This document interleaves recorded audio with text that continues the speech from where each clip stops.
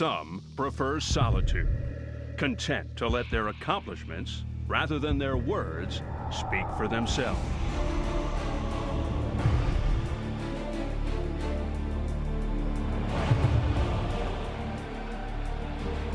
Others savor a life in lights, relishing the spoils of their success, constantly craving to be seen and heard.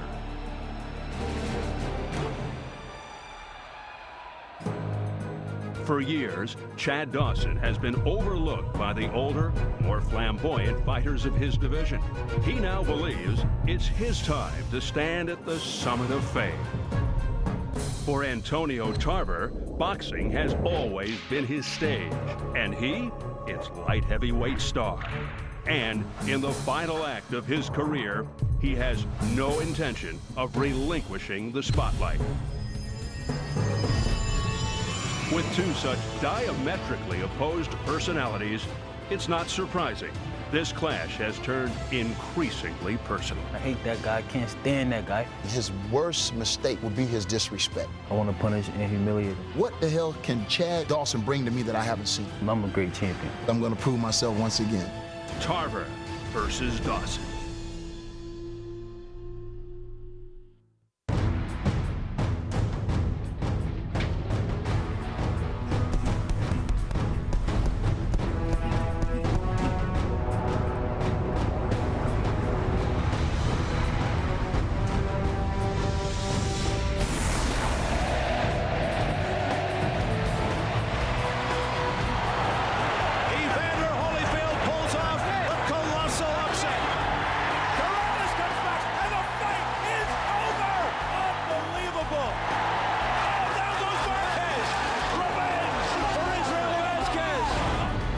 Are flying, firing bombs. Big action here.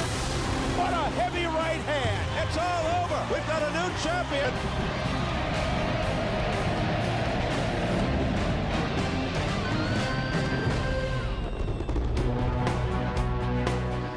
We are back in Las Vegas, where there's always a buzz and a sense of exhilaration. Palms Casino Resort plays host to this latest installment of our championship boxing series as evening approaches in the city that lives by night. We bring you inside to the intimate confines of the Pearl Theater here at the Palms, where tonight this concert venue has been transformed into a boxing arena. And we are pleased to bring you tonight's intriguing dual continent world championship twin bill. In our main event, it's the long overdue showdown between Antonio Tarver and undefeated Chad Dawson for Tarver's IBF light heavyweight crown. And for openers, same-day coverage from Berlin, Germany, Sam Peter versus Vitali Klitschko in a battle of big punchers with the WBC heavyweight belt on the line. It's Fight Night in Vegas.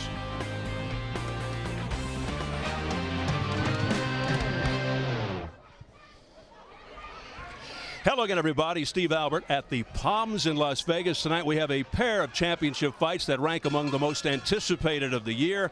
Control of the light heavyweight division is at stake when veteran IBF titleist Antonio Tarver defends against young and fresh former champion Chad Dawson. It's a confrontation almost 2 years in the making, and yes, it is finally here. And in a title fight that took place earlier today, power-punching WBC heavyweight champion Sam Peter defended against comebacking former titleist Vitali Klitschko in the challenger's home base of Germany. The collision promised to be as unpredictable as any matchup that can be made. With that, let me bring on my ringside partner, Al Bernstein. And now let's begin with Tarver Dawson. Should the question be, is Dawson ready for Tarver, or is Tarver ready for Dawson? You know, the fact you can ask that question that way is a good indication of how potentially entertaining this matchup is. What fascinates me is that both these men are very similar but in different venues. Antonio Tarver is stoic and measured inside the ring. That's the way Dawson is outside the ring. Dawson is all about flash and style in the ring. That describes the verbal skills of Antonio Tarver outside the ring. These are two left-handers who have everything and nothing in common, which means this is a boxing match that appeals to existentialists and boxing fans alike. Very rare. And how often do you hear existentialist Not too often. on a boxing broadcast? So it's Antonio Tarver versus Chad Dawson later tonight. But now to the big men. Sam Peter versus Vitali Klitschko. Al, some say this was the most significant heavyweight fight in years. Why? I think part of that is the fact that when he left the sport almost 4 years ago, the consensus was that Vitali Klitschko was the best heavyweight out there. And then you throw in the fact that Sam Peter is always the X factor in the heavyweight division. He looks like a man ready to take control of it with his power and his sheer strength. And today, he tries to do that in a very hostile environment in Germany. All right, we also want to mention, we'll hear from our colleague and Showbox analyst Steve Farhood, who's on hand at the O2 World Arena in Berlin, Germany. So coming up, get set for Sam Peter versus Vitali Klitschko for the WBC heavyweight title, as Al and I called it earlier today.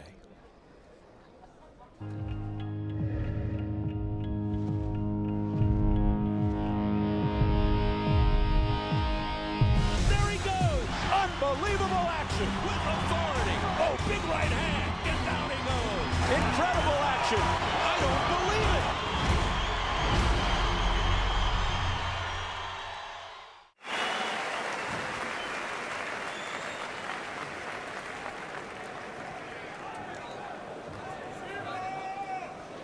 it. Ladies and gentlemen, meine Damen und Herren, willkommen.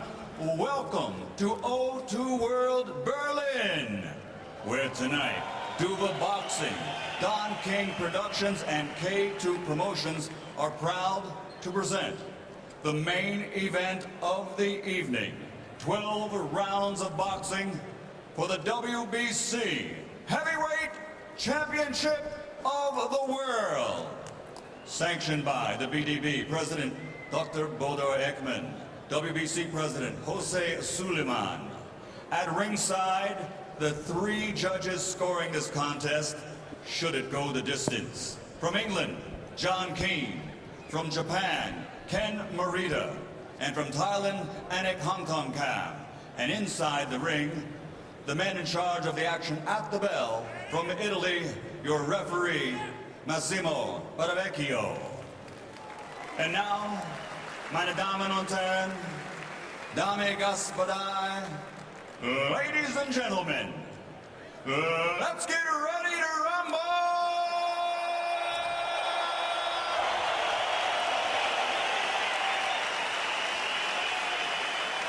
Fighting out of the blue corner, wearing black with gold, official weight 112 kilos, professional record 37 fights, 35 victories including 34 knockouts and 2 defeats. From Kiev, Ukraine, WBC champion emeritus and official mandatory challenger, the former 2-time heavyweight champion of the world, Dr. Iron Fist, Vitali Klitschko.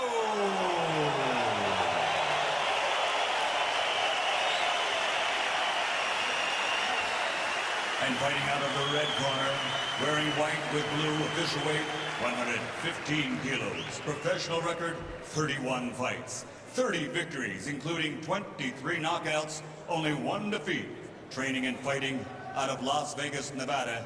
He is the fighting pride of Nigeria, presenting the reigning, defending WBC heavyweight champion of the world, the Nigerian Nightmare, Samuel Peter.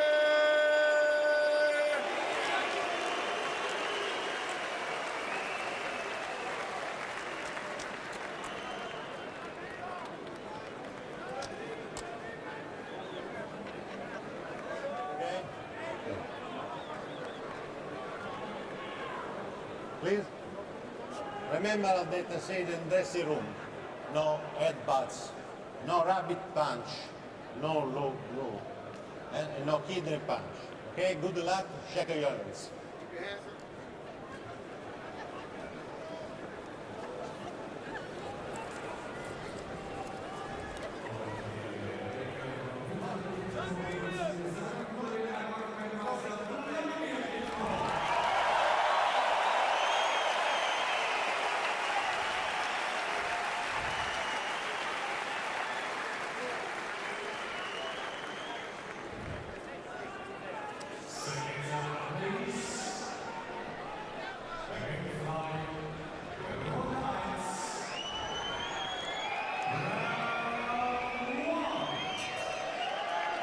Very large guys in a fight that can end at any moment. Combined KO ratio of 84%. Peter very dangerous early.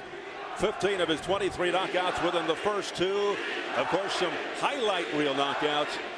And all 7 of Klitschko's world title fights, win or lose, ended by knockout. A crowd of over 12,000 on hand behind their hero, former champ Vitali Klitschko. Immediately noticeable, Al, the height difference. Klitschko 6'7", Peter 6 feet and a half. Also noticeable, Klitschko a bit grayer than the last time he fought, which was December of 2004. The big question, of course, the layoff for Vitali Klitschko. Ring rust. But, you know, Sam Peter's not the kind of fighter who presses fights right from the get-go. And I'll tell you, Klitschko is looking very sharp in his first round. One of the big punches he's using is the left hook, which he saw his brother Vladimir hurt Peter with. Oh, he can land the hook anytime he wants, just like his brother did. He's got Peter wobbled. And a big right hand by Vitali Klitschko to the head of Sam Peter here in the opening round. The 37-year-old challenger, 9 years older than Peter. And given Klitschko's history of injuries, many consider it an upset. He even made it to the ring. You know, Sam Peter's getting hit with everything here in round one. He doesn't fight well against big, tall fighters who fight tall, and that's what Klitschko's doing. Remember, Jamil McCline hurt Peter early, and that's what Klitschko's doing. Peter's been knocked off balance. Good left hook to the side of the head of Sam Peter. A very, very good opening round for Vitali Klitschko. His first fight in nearly 4 years, or 1,400 days. As great a first round as Klitschko's having here, we remind you that McCline had Peter all but out, and he was able to hang in there. He's very resilient. A lot of people surprised Klitschko didn't take a warm-up fight before this one, but he is starting very fast. Perhaps he just didn't want to risk getting hurt again. Under a minute remaining in the opening round, scheduled for 12 for the WBC Heavyweight Championship. Sam Peter is not jabbing his way in at all. He's giving Klitschko nothing to think about, and that's why Klitschko is able to just pick him apart with those punches. Yeah, the big wonder how Klitschko would respond if he's hit flush. And with Peter, who can also hurt you, disorient you, with an unclean punch. And remember, Vitali Klitschko never down, never been dropped.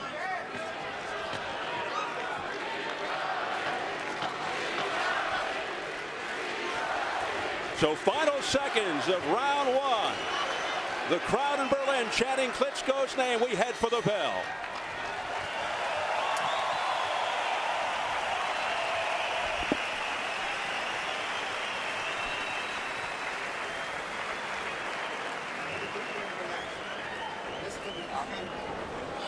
The guy's hitting you with a left hook right hand, okay? All right? You know if you throw your left hook, Sam, you got to catch it, but you got to watch with the right hand, all right? Watch it, hit you with the left hook right hand. That's what he... You know, Vitali Klitschko, when he put his head down and dreamt about how round one was going to go in his comeback, this is it. He used every weapon, the jab, straight right hand. He used a lot of left hooks during that round as well. Precision punching by Klitschko. Started moving real good, all right?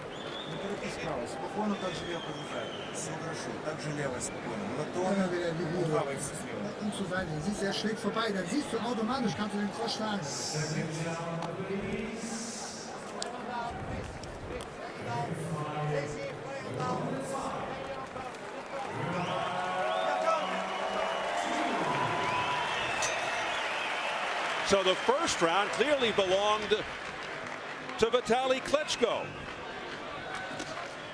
Let's see how Peter begins the second round. One of the things Sam Peter would certainly like to do early in this match is go to the body. He's a pretty good body puncher, but he hasn't so far. And you'd want to do that against somebody coming back at age 37 off an almost 4-year layoff. Again, it's Vitali Klitschko scoring with the left hook repeatedly. Now a little right uppercut on the inside and keeping his distance, his range from Sam Peter, who can land with that monster right. That is his signature punch. They wanted Sam Peter to double jab his way in so he could move in and then punch from the inside. He hasn't thrown one jab at a time, let alone two. Have to wonder, did Peter come in thinking to himself, I'll need a knockout to win? Could the judges, even though they're neutral, be influenced by the partisan crowd in Germany? The crowd will very much be a factor when Klitschko does anything. Klitschko's accuracy here has been ridiculously good. He's landed just about everything he's thrown. And you know, Peter, who finally lands a left hand, entered the fight in a very surly mood, but he's not fighting that way. No, he felt disrespected by the promotion. Press conferences all in German. But there's not anger in the way he's fighting, and he's getting hit with everything by Klitschko. Earlier in the week, he angrily ripped the WBC belt from Klitschko's hands. Klitschko holds the nebulous title of champion emeritus, and that has really ticked off Peter. Klitschko did not lose the belt in the ring. He gave it up, and many feel it doesn't entitle him to this fight. That said, he's winning it. You know, when you're a big, tall fighter like Klitschko, and Sam Peter, who is shorter, doesn't attack the right way, it becomes a very easy fight for you, and right now that's exactly what it is. And Sam Peter's defensive liabilities, which he had improved on, are really out there for display now. And Peter looking very sluggish here in the early going. Came in weighing 253, which isn't bad for him. It's just about 3 pounds after his last fight.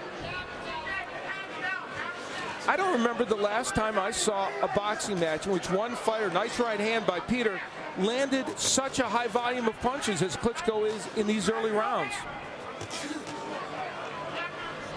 Peter coming into this fight looking at it as an inconvenience that I have to get through Vitali to get to Vladimir Klitschko. A return bout with Vladimir for revenge and unification.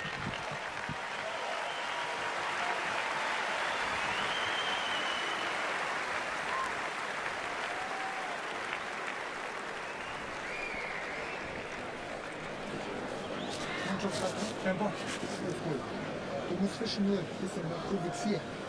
Aber aus Distanz stehen, zu die Griechen, dass er vorbeischlägt und du kannst dann besser kontern. Jetzt hast du schon probiert, dich rauszudrehen, aber du kommst so hoch. Der rechte Aufwärtshand ist aber nicht voll drin. Ja? Nicht so fest.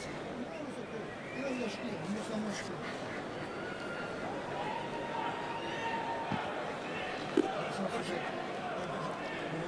So a good look here at Sam Peter. He's got Stacy McKinley and Pops Anderson in his corner. There's an example of the jab and straight right hand that Klitschko has been landing. He started out with the left hook, but now he's found a home for there's the double jab they want from Peter, and he'll come with the right hand frequently after that punch. Stacy McKinley had Sam Peter chopping down trees in the Black Forest of Germany to get ready for this fight to increase his power, but the man who's doing the chopping right now is Vitali Klitschko. Vitali Klitschko determined to rewrite his legacy as we enter round 3, scheduled for 12 of the WBC heavyweight belt. Klitschko wants to fulfill his dream of joining his brother, Vladimir, as the only siblings ever to be heavyweight champions at the same time.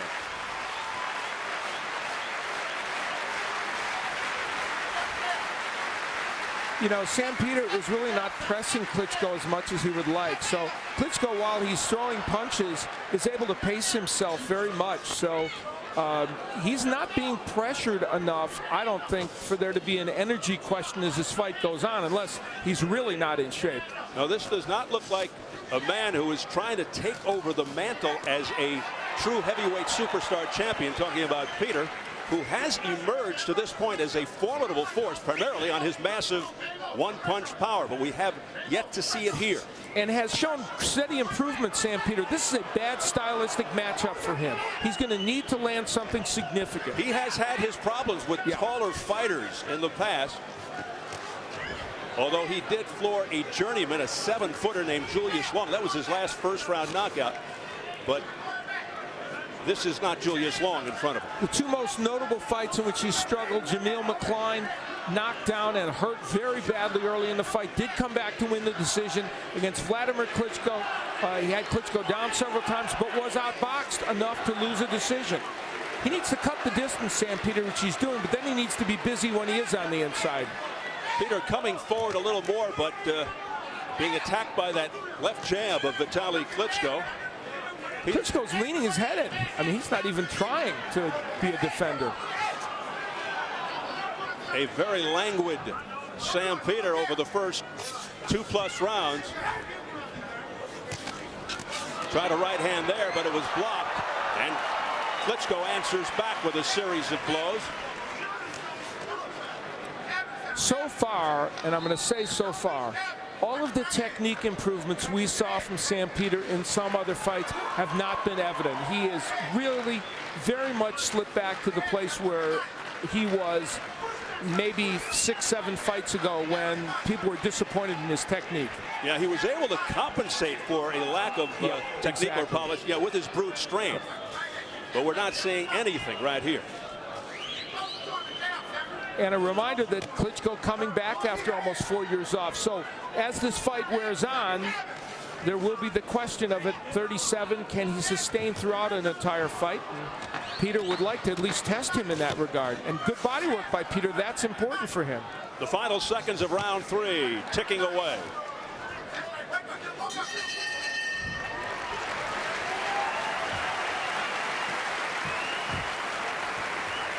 Vitali Klitschko's wife, Natalia, looking on in the crowd. Relax. Do some ice. Listen. Take a deep breath, son. Get closer to him, okay?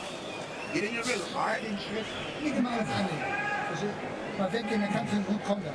Steht tiefer dabei, dass er rechte Aufwärtslage besser kommt. Hast du 2-3 Mal zu hoch angesetzt gehabt. Da sind Kraft an den. Du musst ihn zum Brustbein ziehen.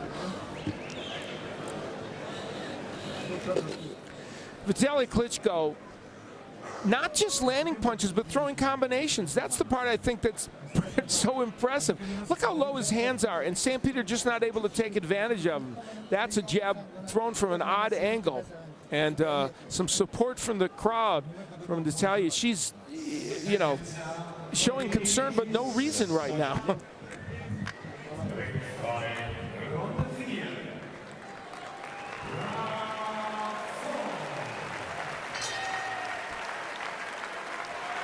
Well, from just about the very beginning of this fight, this has looked like a mismatch. The taller fighter, Vitali Klitschko, dictating all the action. Left jabs, left hooks, straight rights. Showing a diversified attack against the champion, Sam Peter. Klitschko is favored, by the way. And you know, when he fought Lennox Lewis, Vitali Klitschko was technically not sound in that fight. Had he been more technically sound, he might have won that fight. But in most of his other fights, he's been like this, throwing punches correctly, throwing some combinations, doing all the right things. That's what he's doing here tonight. That was his only TKO loss. It was a result of a bad cut. And even though he did land a lot of good punches in that fight. I was just about to say, and he also quieted a lot of cynics in that fight by showing his ability to suck it up. Yes, you're correct. Showed great resolve in that fight. Now, Sam Peter, we said, is resilient, but how much punishment can he take over the course of these rounds and keep ticking along? I mean, he has been hit with some monstrous shots already. It's been so long since we've seen it, but Klitschko's money punch is the heavy right hand. So long since coming into this fight. He also has that good left hook. He's dropped people with it. And, of course, Sam Peter said to have a very sturdy chin up until the McCline fight, when Jamil dropped him 3 times, but then he came back and took some vicious shots against Moscow. There's the right hand by Klitschko, just drilling away at Peter. Peter unable to close the distance between the two men. See, there's a good weapon for Peter. Even jab to the body, that's a good idea if you can work yourself in behind it, which Peter isn't doing right now. And also Al Vitali, after being out for so long, has not lost his preciseness and his accuracy with his punches. Always known as an accurate puncher. One of his staples. And Peter, of course, has showed himself available to be hit. So we'll see if it all comes together for Vitali. Klitschko sparred with Sherman Williams, a very, very good journeyman heavyweight who very much resembles and can emulate Sam Peter. And I think that also helped him a little bit going into this fight. Vitali Klitschko looking to keep that jab in Peter's face to set up the big right. Intelligent fighter. But he does have a habit of carrying that left hand low, and we're just wondering if Peter is waiting for the right moment to unleash the right. Well, Steve, you hit on it. Sam Peter is fighting like a man who thinks one punch is the thing that's going to get it done, because he's not putting any punches together. And if you don't pressure Klitschko, the 37-year-old could continue to do this all night to you.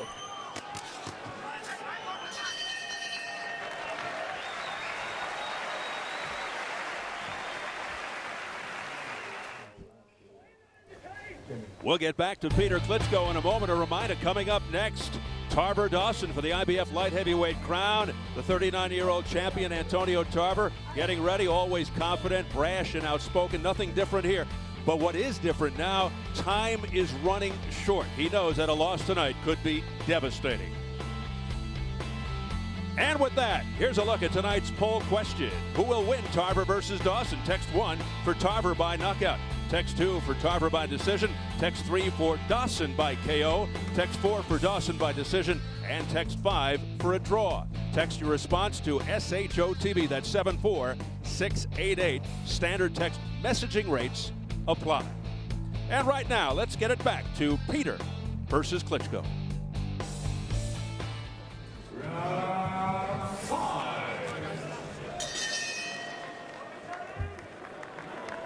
And we begin round 5. Incidentally, open scoring for this fight, courtesy of the WBC. The scores announced to the people in the crowd after rounds 4 and 8.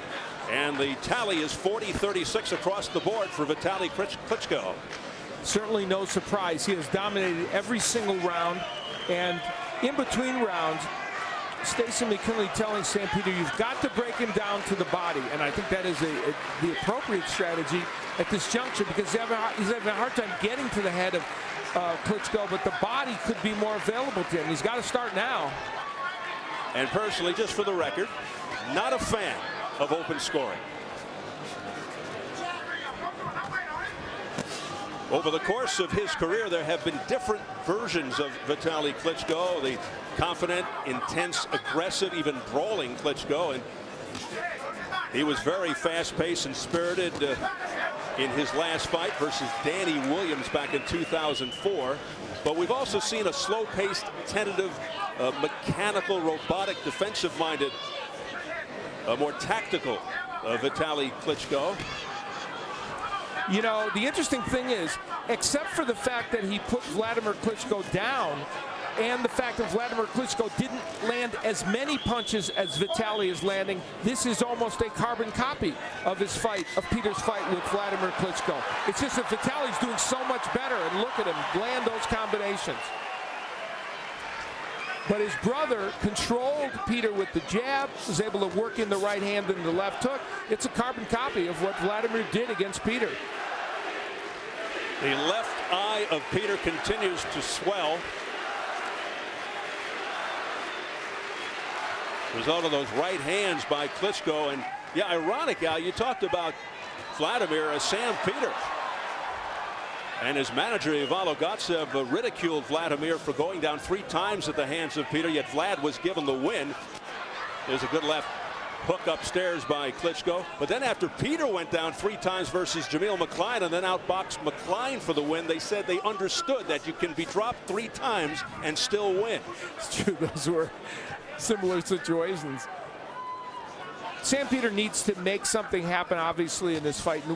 Now he's starting to use the jab a little bit more, but he was not closing the distance. He is on the outside. He is in the absolute worst strategic situation that he could be in this fight.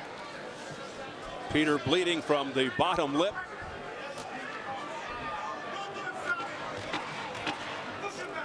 Vitali Klitschko in complete command here as we head to the bell, round 5 from Berlin.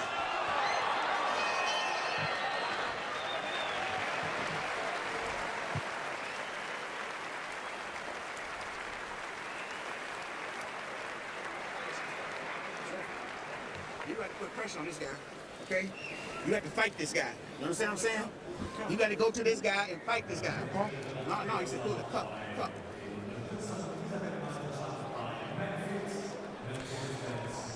They are happy all around the O2 Arena, and Stacy McKinley not happy right now. The guy's picking you apart, okay? You got to go out there and get rough and fight it. You understand?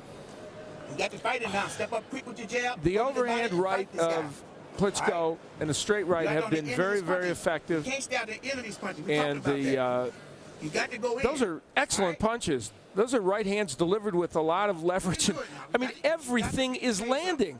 Those are 7 punches in a row, and much to the delight of his wife. Interestingly, she's showing concern, it seems, but there is none. Well, she's a little out of practice. And here we go into round number 6. Scheduled for 12 for the WBC heavyweight title. Man, Peter had waited 16 months for the mandatory shot, and then he came through with a very impressive 6th-round knockout over Oleg Moskiev, but now he's frittering it away. Yeah, and this is a dreadful night for him so far, and there is just no silver lining here so far. The only silver lining is that Sam Peter, we know, is a big puncher, and we know that at any moment he could land something major. It just doesn't look like he's setting himself up in a position to do it. In the last round, he did get one overhand right in, or put himself in position to throw it. He's not even throwing that punch. Now, this is a guy who felt very disrespected. The press conference was in German. Vitali Klitschko had the belt. And Sam Peter being the champion, but once again, not fighting like a guy who felt he was disrespected. Sam Peter grabbed the belt away from Klitschko in that press conference, showing aggression that he's not yet shown here tonight. This is a back slap there by Klitschko, Al.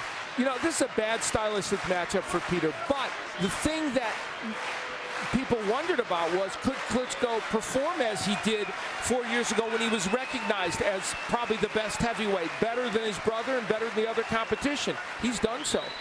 Klitschko continues to control the action, the pace, the tempo. A very tentative, cautious, sluggish Sam Peter. Looks like he's just waiting for that one drumming punch.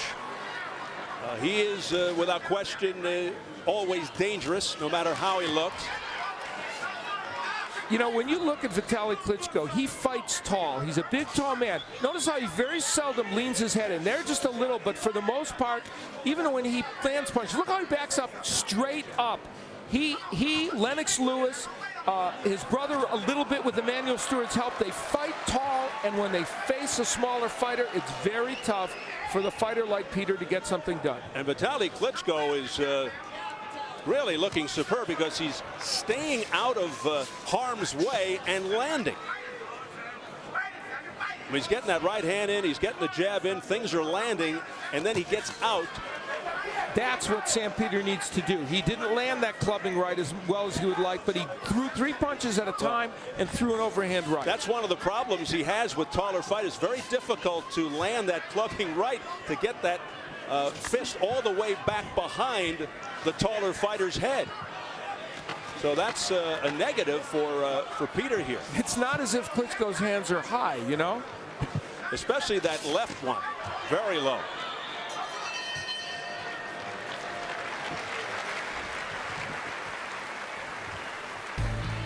We'll go back to Peter Klitschko momentarily. A reminder coming up next, Antonio Tarver, Chad Dawson for the IBF light heavyweight crown. And for a long while, undefeated Chad Dawson thought this night would never come. Well, here he is making final preparations for the most important fight of his career. Yep, it is now just a matter of minutes away, and the 26-year-old Dawson determined not to let this incredible opportunity slip away. And with that, a look at tonight's poll question. Who will win Tarver versus Dawson? Text 1 for Tarver by KO. Text 2 for Tarver by decision. Text 3 for Dawson by KO. 4 for Dawson by decision. And text 5 for a draw. Text your response to SHOTV. That's 74688. Standard text messaging rates apply. Now we go back to Peter versus Klitschko.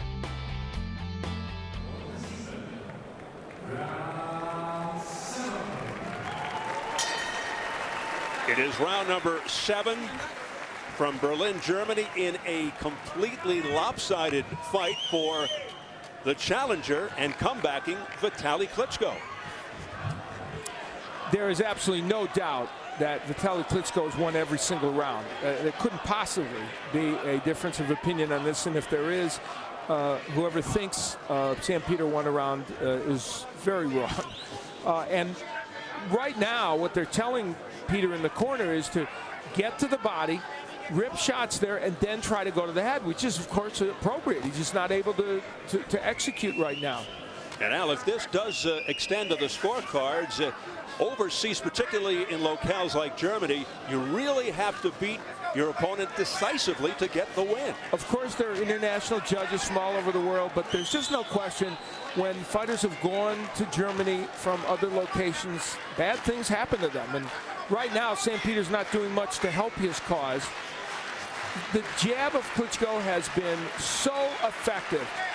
It started right from the beginning. The interesting thing to me is Klitschko came out throwing hooks. Now, there's one of the few hooks he's thrown in the last 6 rounds. He started out landing all those hooks, but then found he could land the right hand and didn't need the hook anymore. And through the halfway point of this WBC heavyweight title fight, Sam Peter has not looked like the champion. Midway through the 7th,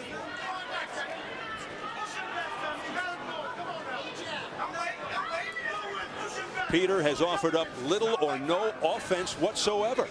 And one of the byproducts of Sam Peter not being able to close the distance is, I don't know that we've had a clinch in this match. Third man of the ring, Massimo Baravecchio of Italy, has had an easy night. Good right hand there, right cross by Vitali Klitschko that connected. Peter threw a nice left hook to the body, and those have been so few and far between. It's really lack of aggressiveness as much as anything by Peter. He's giving Klitschko nothing to think about. Now he's throwing a few punches. You have to throw some punches, and he started out not doing it, Peter. And there have been moments in his career where this has been a huge problem for him, never so much as it has tonight. If anything, it's been more like a glorified sparring session for Vitali Klitschko, who just landed another right hand.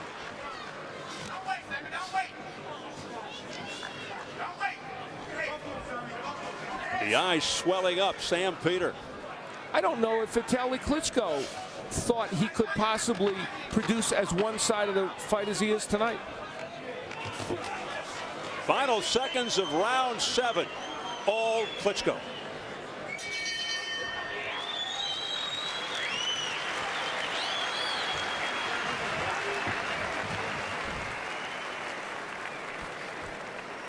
You got to get your hands up close to your face, move your head, okay, and take this fight to this guy.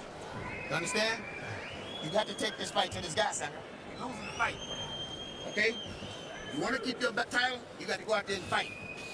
You have to fight this guy, okay? As they exhort Sam Peter to do something to keep his title, we see why they're saying that. The Klitschko punches from the outside have been very, very effective.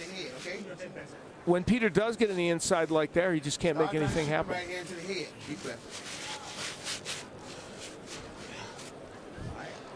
A capacity crowd of better than 12,000 on hand at the O2 World Arena in Berlin, Germany. And they are seeing their favored fighter who is favored in this fight, Vitali Klitschko, way ahead of Sam Peter. A point worth making is that the last time we saw Vitali Klitschko against Danny Williams in 2004, he gave a performance very much like this. It was a dominating performance in which he really controlled the fight. Oh, he was very impressive in that fight against the Mike Tyson conqueror, yes. Danny Williams from England. All right, round 8, and I'm telling you, Al, Sam Peter is reaching a point in this fight where he has to be thinking, I got to put this guy away. He is so far behind right now. I think he's lost every round, so he would need multiple knockdowns or a knockout, obviously, to win this. And he has shown no inclination to throw enough punches. Now, there's a couple of double jabs. They were short, but he didn't move in behind those jabs, Peter. Blood started flowing from Peter's lip midway through round 5. His eyes are swollen. He continues to miss, or he's just too far away from Klitschko to land. Now finally some aggressiveness from Peter, warded off by Klitschko. Generally this crowd, better than 12,000 as mentioned, seems kind of quiet for as impressive as Klitschko has been. Of course they come alive when Klitschko does something.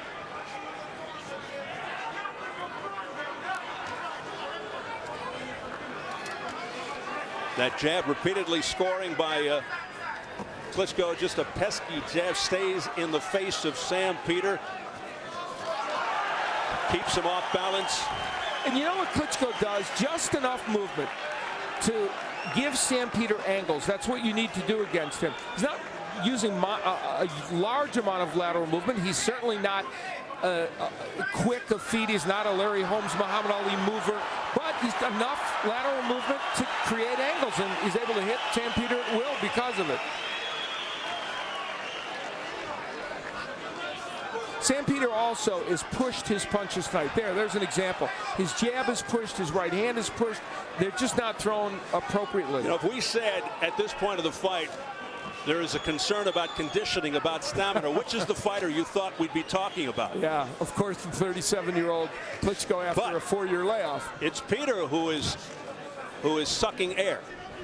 And it's because he's been hit with so many punches and taken so much punishment. Again, you see the right hand just pushed by Peter.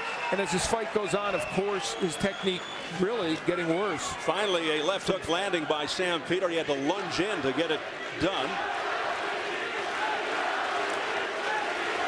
About 15 seconds remaining in the round.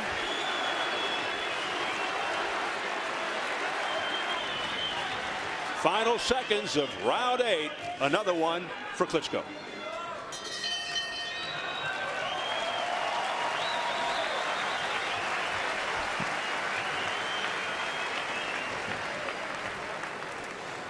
Klitschko doing what he has done all throughout this fight. Each round is a mirror image of the one that preceded it.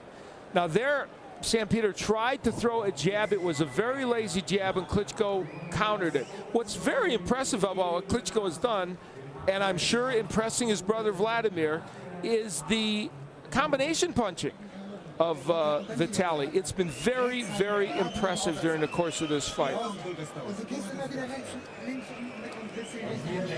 Nein, die rechts über und cross, okay? Tiefer stellen. 79 für Vitali Klitschko. Keeping your part from the outside.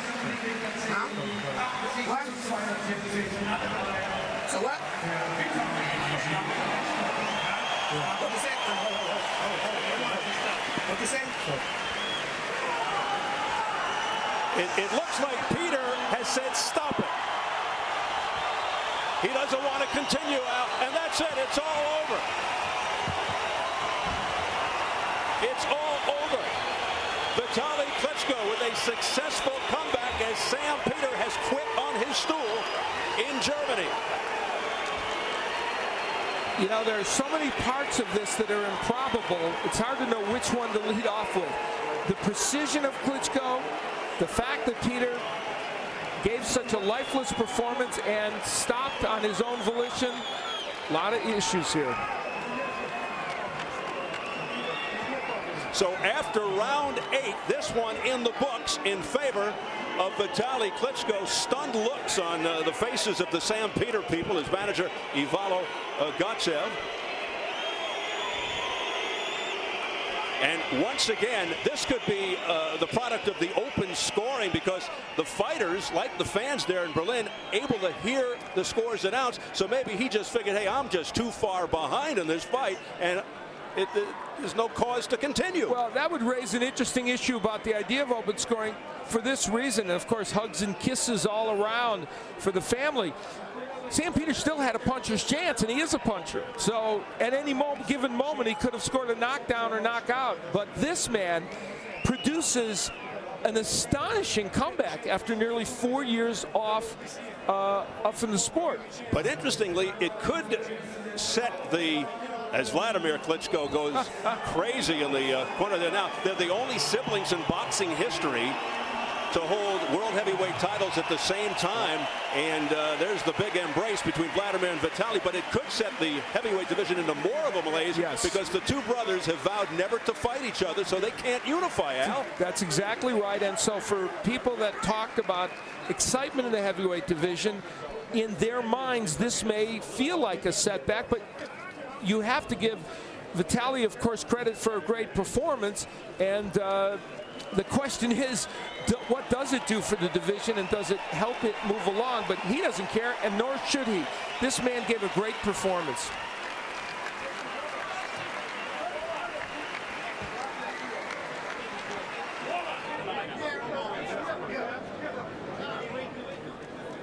Ladies and gentlemen, the red corner retires.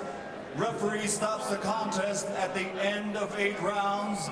The winner, der Sieger und neuen Weltmeister Vitali Dr.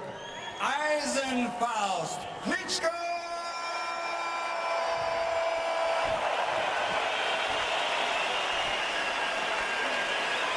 A completely lopsided victory for Vitali Klitschko, who wins back the WBC Heavyweight Championship in front of his adoring fans in what has to be described as a non-compelling fight, a listless performance by Sam Peter, who loses his belt by quitting on the stool after round 8. But what a tremendous story for Vitali Klitschko. And I think there are a couple of headlines. One, how sharp Vitali Klitschko was. Yes, it was a good style matchup for him. Yes, Sam Peter has some defensive viabilities. He was as sharp as he could be. And the other headline, this is a fascinating thing when you really think about it. He has 36 wins as a pro, Klitschko. 35 have come by stoppage. That's impressive. And both of Peter's losses at the hands of these two men. Vitali Klitschko on the left, Vladimir Klitschko on the right. A career is resurrected, reborn. In his first fight since December '04, Vitali Klitschko reclaims the title. So there you have it from Berlin, Germany, our same-day coverage of Sam Peter versus Vitali Klitschko, as we welcome you back live to the Palms in Las Vegas, Nevada. Coming up next, our main event, Antonio Tarver versus Chad Dawson for the IBF Light Heavyweight Championship. And before we get to that, our Steve Farhood had a chance to speak with the winner, Vitali Klitschko. Vitali, 4 years off. Is there any way you could have imagined that you would be as effective as you were in this fight? Thank you very much for everybody for support. Today was not easy fight. After 3.5 years I come back. It was not easy fight, it was not easy preparation. I have in past time so many injuries, but right now I'm totally healthy. And I show good performance in the fight. I make my long year dream together with Vladimir to be the same time world champions. It was never in history. It's very important to be the first one. Did you feel physically any different than you did 4 years ago? No. I have my skills. I can lose my skills. I'm totally healthy. If I'm healthy, I can show a very good performance. Now, no one in boxing history ever did what you did. 4 years away from the ring, come back without any tune-up and win a championship. What does it mean to you personally? If you want very much, and if you have big will, and you have support from your team, from my brother and from my family, I can do everything. Now, you accomplished your goal, which was to reign as heavyweight champion the same time as your brother. Is there any reason for you to keep fighting, and will you keep fighting? You know what, it's just a couple of minutes ago the fight is over, and that's why I'm not ready to give you an answer. Give me time, please. But anyway, we have one more dream. We have one more belt. Not in family, not in Klitschko family. But you will never fight your brother, so we cannot unify the titles, correct? WBA belt. Vitali Klitschko, fantastic comeback fight. Thank you very much. Congratulations. Thank you very much for your support. And that was Steve Farhood reporting earlier from Berlin, Germany. We bring you back live to the Pearl Theater here at the Palms in Las Vegas in a non-competitive fight. Let's see how the official judges' scorecards looked for Peter Klitschko. And Al, it is astonishing that the Thai judge, Anik Hangdangkam, gave 1 round to Peter. In all honesty, that's one of the more amazing things I've seen a judge do in years, because Sam Peter just had a terrible night tonight, and there was not 1 round he could have won. Well, with open scoring, as mentioned during our call, we wonder if being so far behind on the scorecards affected Peter's decision not to continue. Our Steve Farhood spoke with Peter's promoter, Dino Duva. Dino Duva, promoter of Sam Peter. Who stopped the fight, Dino? Sam's corner stopped it, and I have to agree with them. It just wasn't Sam's night. Was the open scoring any reason to do it because you knew he was behind? No, I didn't need to hear it announced to know he was behind. I mean, it just wasn't Sam's night. He's a warrior. In my opinion, he could have and would have finished the fight, but it just wasn't his night. He wasn't really, from a standpoint of having a chance to win the fight, in it. And we believe in the mercy of a fighter, and we don't want to see anybody get hurt. And, you know, Samuel is the most important fighter in the world, and I agree with it totally. He'll be back. Dino Duva, thank you. Well, Steve, Farhood talked to Peter's promoter because neither Peter nor his trainer would come out. And Al, let's get your thoughts on the abrupt end to the fight. Well, if, as Dino Duva suggested, the corner initiated the idea of stoppage, obviously Sam Peter didn't protest that. We saw him shaking his head. No, he didn't want to continue. But in his defense, he took a monstrous amount of punishment from Vitali Klitschko, who fought a brilliant fight after that long layoff. And so it's understandable that he may have just had enough. Obviously now, for those folks that are interested in debating the idea of open scoring, this may add some fodder to the debate because he was behind. But the fact of the matter is, as we heard, Peter certainly knew he was going to be behind whether he heard the score or not, and he's a big puncher, so we'll see. And we should also point out that despite the fact that Peter was battered and beaten down in almost unmerciful fashion, he never actually went to the hospital there in Berlin, went straight back to the hotel. Yep. So that's the story there. A remarkable feat. Vitali Klitschko coming back from nearly 4 years off to regain the title. Moving forward, for the last couple of years, Antonio Tarver and Chad Dawson seemed destined to slug it out in a matchup that underlines the generation gap at light heavyweight. Tarver is 1 month shy of 40, yet having fought only 31 times as a pro, he may be anything but ring-worn. Better yet, he's proven he's still a division leader when he took the IBF title from Clinton Woods earlier this year. The 26-year-old Dawson is unbeaten and has established championship credentials of his own, but everything he's accomplished has led to this fight, the most significant of his young career. So stand by for Tarver versus Dawson, but first, let's welcome in Karen Bryant. All right, I'm here with two ladies who have a lot invested in tonight's outcome. I'm here with Denise Tarver and Crystal Dawson, of course, the fighters' wives. Now, Denise, I want to start with you. Oftentimes, fighters go away for camp before they fight because they say that helps keep them focused. Yet Antonio stayed home with you. So I want to know what it is about your home life and what your headspace was like before this fight. My headspace or his headspace? Both of you. I'm actually calm. I believe in his ability. I know he's going to be victorious, and I think he travels away in the beginning before he got married, and he got more settled. And now I'm his nutritionist. I prepare his meals 3 times a day, help him prepare to train. So I think it's more of a comfortable surrounding, and he actually gets to see what he's fighting for. Well, that's a good way of thinking of it. Now, I want to know, because he's always been outspoken before a fight, and I'm saying outspoken, I mean, sometimes kind of mouthy and rattling people, which is part of the game. But how does this one compare to the other fights? Because this time he truly seems a little bothered. Well, I think that for some reason he believes that the purists and other people think that he's an ordinary fighter, but nothing about Antonio Tarver is ordinary. He's an exceptional fighter, and he's an extraordinary human being. And so this time he wants to prove that, and he wants to showcase that he's extraordinary, and he's going to prove that tonight. All right, well, thank you for that. Now, Crystal, I have a couple questions for you. I know you are expecting a baby in March, so congratulations to you guys on that. It's an emotional time being pregnant. It's an emotional time watching your husband fight. Is this one any more emotional? Because Chad this time actually seemed to get a little riled in the pre-fight, where usually he isn't like that.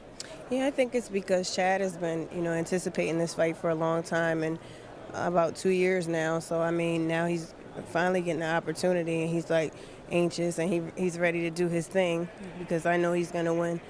Is this getting any easier for you, watching your husband fight? No. No. And now since I'm pregnant, it's becoming a little more, I'm even more nervous, or I guess anxious. Not nervous because I think he's going to lose. I know he's going to win. So, I mean, it just comes with the fighting. All right. Well, ladies, thank you both for joining us here, and good luck to both of you tonight. And now we've got something for you at home. We want to give you a look at what's coming your way on Showtime Sports. So there you have it, a look at what's coming your way on Showtime Sports. Right now, I want to send it back to you, Steve. Thanks, Karen. Coming up next from the Pearl Theater here at Palms Casino Resort in Las Vegas, our main event. Magic Man Antonio Tarver set to take on undefeated former champion Chad Dawson for Tarver's IBF light heavyweight title. Tarver and Dawson have been on a collision course for several years, and with each passing moment it gets more and more acrimonious. Not that this needed any extra hype, but if this fight is as intense as the war of words that preceded it, it could be the fight of the year. Tarver's one of boxing's best trash talkers, and if he intended to make this personal, he succeeded, because the usually reserved Dawson has responded in kind. Boxing is a form of art, you know, and I think that I've perfected the art of boxing. I mean, I've been at this game for over 20 years. I love boxing. You know, it's something that has been embedded in me since a youngster. I love being the best. This is a fight that I feel like at this point in my career is necessary in order to really put a stamp on my greatness.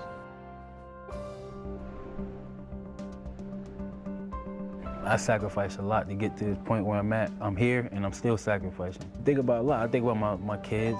I think about my wife. I think about the fight coming up. Now the time is finally here, and I get to show everybody I mean business, and show him I mean business, you know, and put him on the retirement seat. In the dressing room, do you have any questions? I got a question. You got any excuses tonight, Roy? When they mention Roy and all the other great light heavyweights of the 90s and in this era, they would have to say, you know, Antonio Tarver, best them all. Everybody still looks at him as the king of the division, you know. So in order for me to be the king of the division, I have to be the king. Dawson going for a world title in only his third bout at light heavy. Popped up out of nowhere. I saw his fight with Adam. I mean, he's a good young fighter. I'm 26 years old. I was a world champion when I was 24. I mean, not a lot of guys can say that. Take nothing away from him, but I don't see greatness in him. So I don't know how this guy resume spells Tarver. You know, I just don't see it. I want to talk about me and Chad Dawson. We're going to dance with the Magic Man. It's time. As a person, I don't like him. No, not one bit. Talk your way into a real fight. You can't fight for him, and you can't save him, baby. Nah, he talks too much. He's a wounded duck. Right now, I'm the last person he want to see. Trust me. Honestly, the first person to ever get under my skin. Well, you can talk all the trash you want, but, you know, when that night comes, it's going to be me and him, just like you said. My new name is going to be Bad Chad, a.k.a. the Magic Man, because I'm going to make him disappear. His worst mistake will be his disrespect. He may be the future, but I don't live in the future. I live in the right now, and right now, I'm the king of this division. I'm going to rule this division with an ironclad fist until I get ready to step aside. He's been around for a long time, you know, time to get off the throne. No king of time.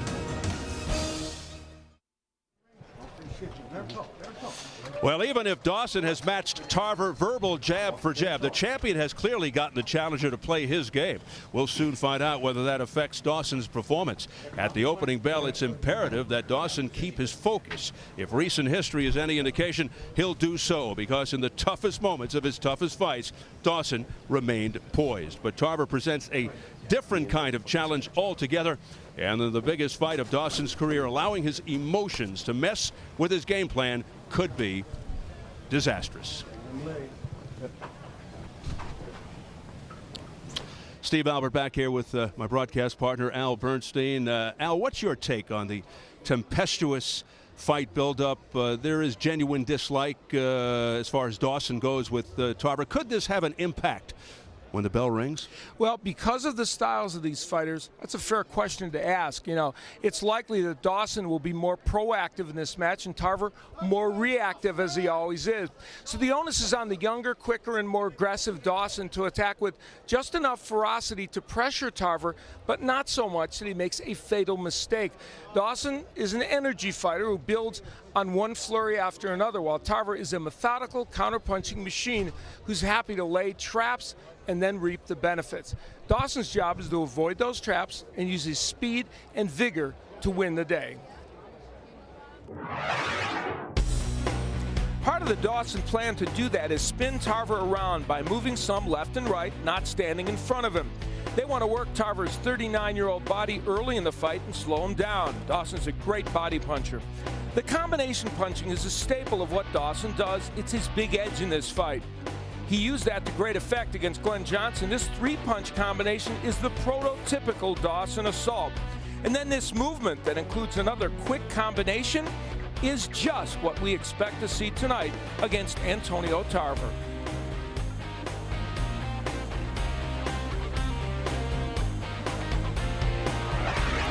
An important element of Tarver's attack is the jab. He simply can't use this punch too much. For him, a slow, more methodical tempo makes sense. He won't initiate wild flurries. And as Dawson comes in to throw the body punches, Tarver will be looking for this game changer, a left uppercut. Dawson tends to lower his head a little, as Clinton Woods does here, and if he does, Tarver will look to deliver this uppercut. Watch for it, especially early in the fight.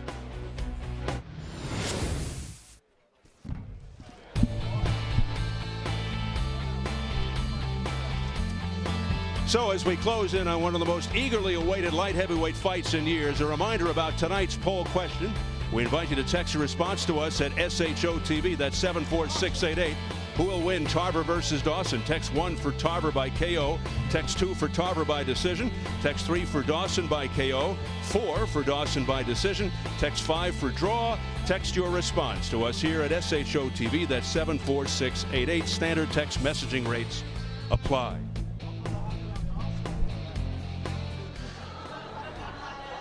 Solid betting favorite, Chad Dawson, who gave up his WBC belt without a second thought to fight Tarver rather than a lesser fight with Adrian Diaconou. For years, Dawson felt Tarver was avoiding him. Tarver's rationale, Dawson had to earn this opportunity, as if to say, hey, you passed your test with Glenn Johnson, a guy I split with, so now you can fight me. The waiting infuriated Dawson, who said, getting rid of Tarver is not just my mission, it's a public service. Well, Dawson really wants to shut Tarver's mouth. He's very confident under the glare of his most intense spotlight, soaking in his first big fight atmosphere, a fight that's garnered a lot of attention. Yes, Chad Dawson, as he makes his way to the ring, has waited a long time for this moment, and he doesn't want to blow it.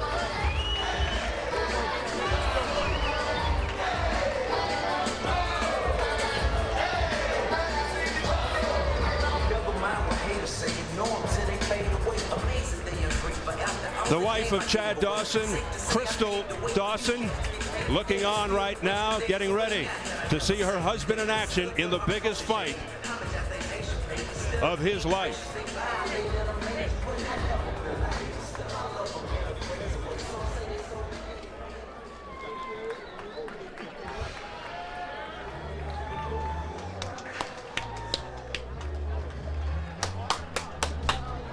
Well, in the words of champion underdog Antonio Tarver, everything is at stake. A loss tonight could be the end.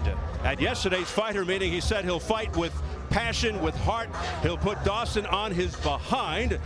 He used another word, starts with A, but perhaps very revealing. He added, if this is it, I'm going out on my shield.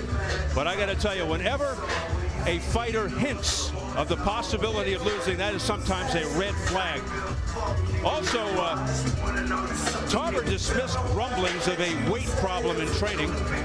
Remember, it was said poor conditioning had to do with his lackluster loss to Bernard Hopkins, Al. Well, you know, Tarver said he had no problem making weight, but Eddie Mustafa Muhammad, the trainer of Dawson, at the weigh-in yesterday was absolutely adamant when he saw Tarver come in at 174 that he overshot the mark, dried out, and had to dry out a lot to make it to the weight, and he thinks it's going to be a big factor, and the Dawson body attack will add to those woes. We'll see. Well, that said, he does have a flair for the dramatic. You can never count Tarver out. He's been here before. He's been in a lot of big fights, and he is determined to prove his critics wrong.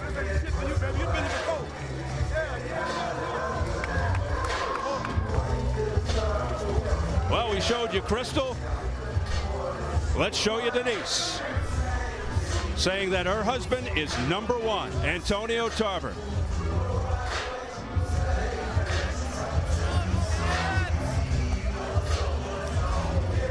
Let's check the numbers as we go to the tail of the tape.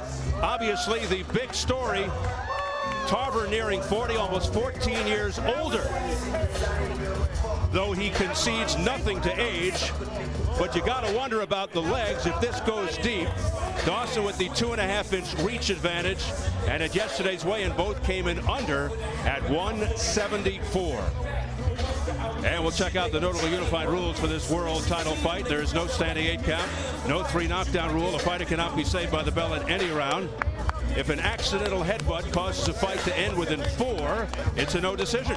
After 4 rounds, they go to the scorecards, and if a punch causes a cut and the injured fighter can't continue, he loses by TKO. So here at Palms Casino Resort in Las Vegas, we're getting ready for Antonio Tarver versus Chad Dawson for the IBF Light Heavyweight Championship. Let's get the official introductions from our ring announcer, the classy Jimmy Lennon Jr.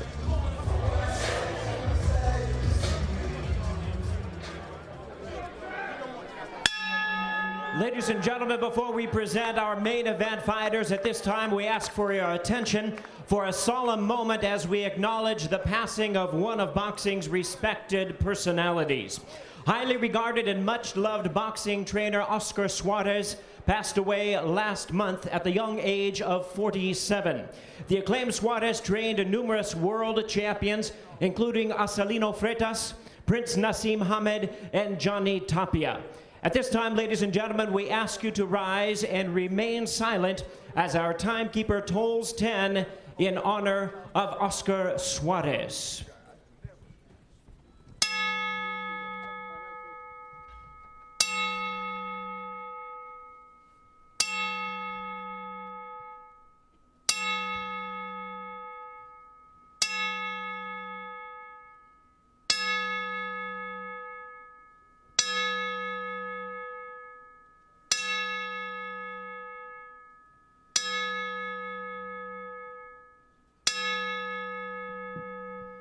Thank you, ladies and gentlemen. May God rest his soul.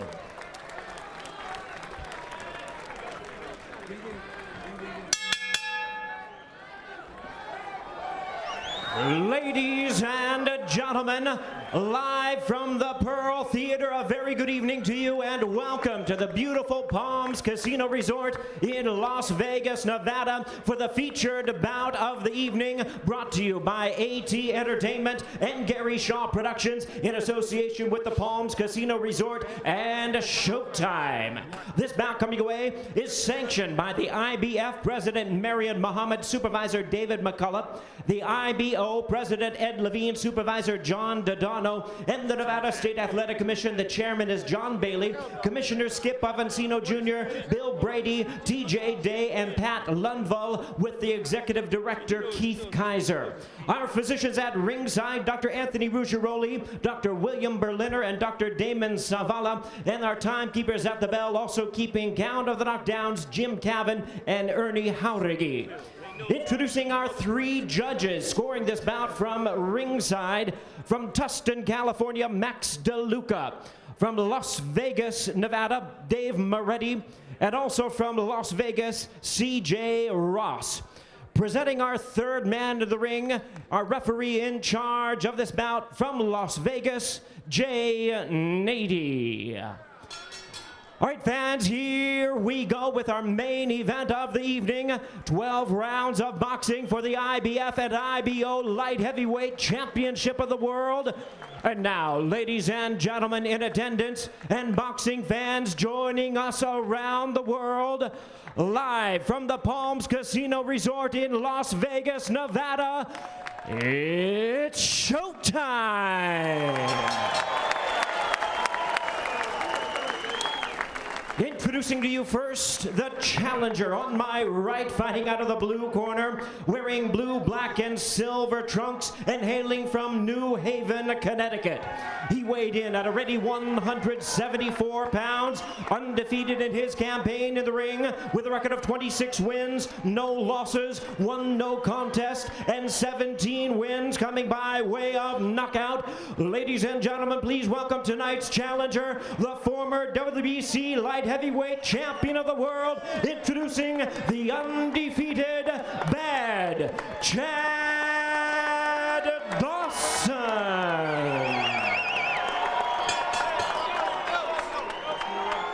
And his opponent across the ring, the defending champion on my left, fighting out of the red corner, wearing silver trunks with black trim, fighting out of Tampa, Florida. He weighed in the same as his opponent, 174 pounds, with a record of 27 wins and 4 losses. He has 19 wins coming by way of knockout as a 3-time world champion. Ladies and gentlemen, please welcome the current and defending IBF and IBO Light Heavyweight Champion of the World, introducing Antonio Magic Man Tarver.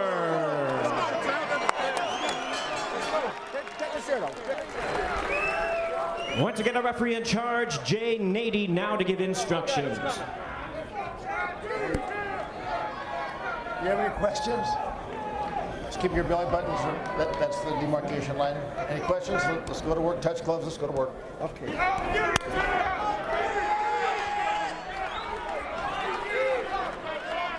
All right, let's take a look at the text message results. Who will win, Tarver versus Dawson? And 32% said Dawson by knockout.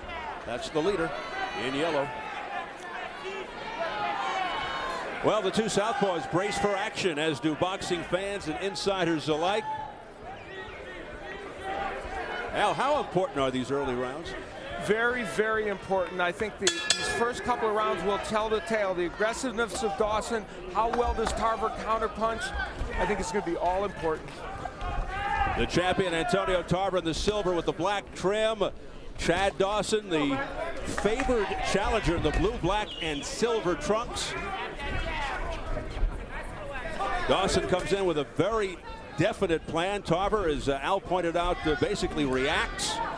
He and his team do not watch tapes. They feel that Tarver's skill, will, strength, and experience have gotten him this far. Why change now?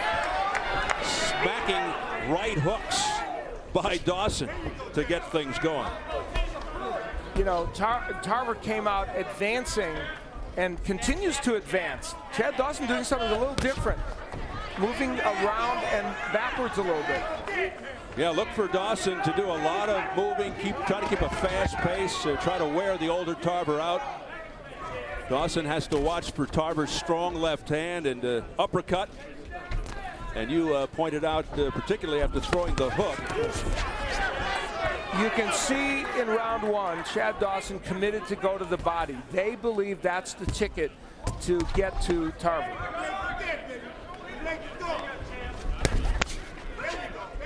Straight left, just missed by Dawson. Both tactical fighters, but Tarver more defensive-minded. Fights in spurts, does what he has to do to win. Dawson more aggressive.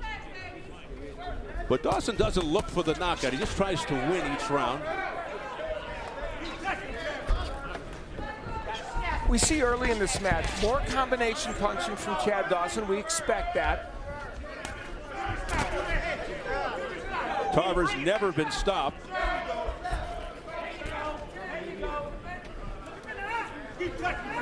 Minute to go in the opening round.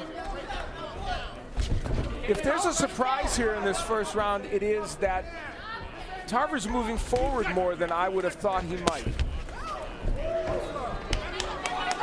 Yeah, he usually lays back. There's a combination, but it was blocked by the gloves of Tarver. See early the hand speed of Chad Dawson. If there's a big edge in this fight for him, it's that. And you're right, Tarver coming forward early. You know, usually he's a very deliberate starter. We usually don't see this from him. And it's not to say he's definitely winning this first round, but he is attacking. And there's that uppercut that we talked about. A good body shot with the uppercut.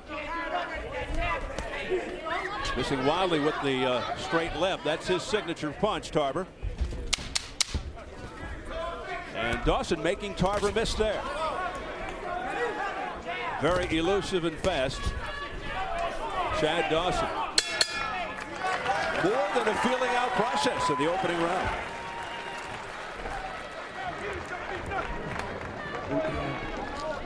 Okay, relax, T. Here we go, everyone. Take your time, baby. Move your jab. Cut the man off the floor. Understand? Fair him a lot. Understand? Jerk him a lot. We got to go to his body. I know you got to get in your rhythm. So let me give you some water. What's the buckets? That's all. That's all. Same thing. Speed kills, baby. Give him some water. Water. Looking good, baby. Looking good. Take a drink, baby. Straight. Okay. Move that head side to side. Slip and slide. That's what you got to do. Perfect. Perfect.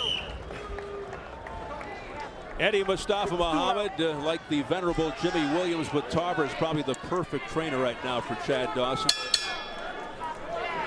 Yeah, former light heavyweight champ, as you pointed out. He's been through all this. He's able to counsel him not only on the X's and O's, but going through this process. And the latest stuff he's been working on with Dawson, improving his focus and defense. Round two.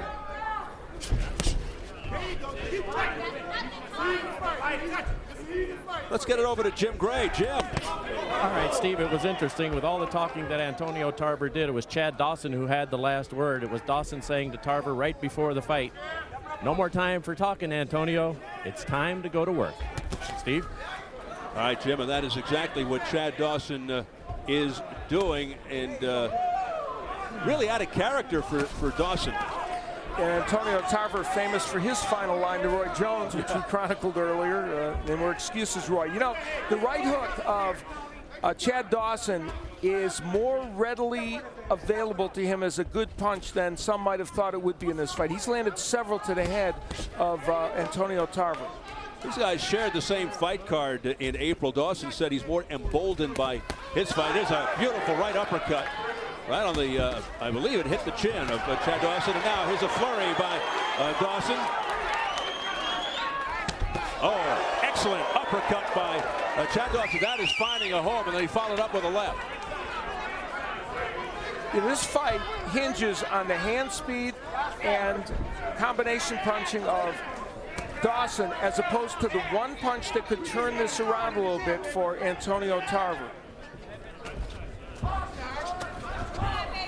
Tarver having to deal with the hand speed, the extraordinary, exceptional speed here of Chad Dawson. One of the things, and you've been around, oh, there's that hook again. It's so impressive for Dawson. You've been around so many sports. One thing you can't tell when you watch video is how fast somebody is, whether it's a football player, basketball, or boxing. Speed, you can't tell when you watch video. Antonio Tarver couldn't really gauge the speed of Dawson. And he doesn't watch tapes anyway. Yeah, exactly, but he's seen him fight live. Eddie Mustafa said speed kills, and Chad Dawson following through. Right now, the combination punching and speed of Dawson is winning the day. We're very early in this fight, of course. And you got to remember, Dawson comes off a grueling fight with Glenn Johnson. But he came away feeling mentally stronger and physically stronger from that fight. And he's showing it here. The other thing that's different here is Antonio Tarver is the aggressor. That's different for him. He may rethink that. And Dawson continues to connect.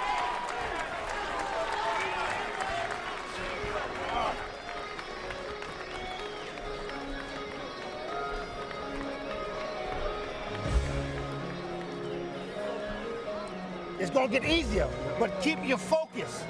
Don't lose your focus.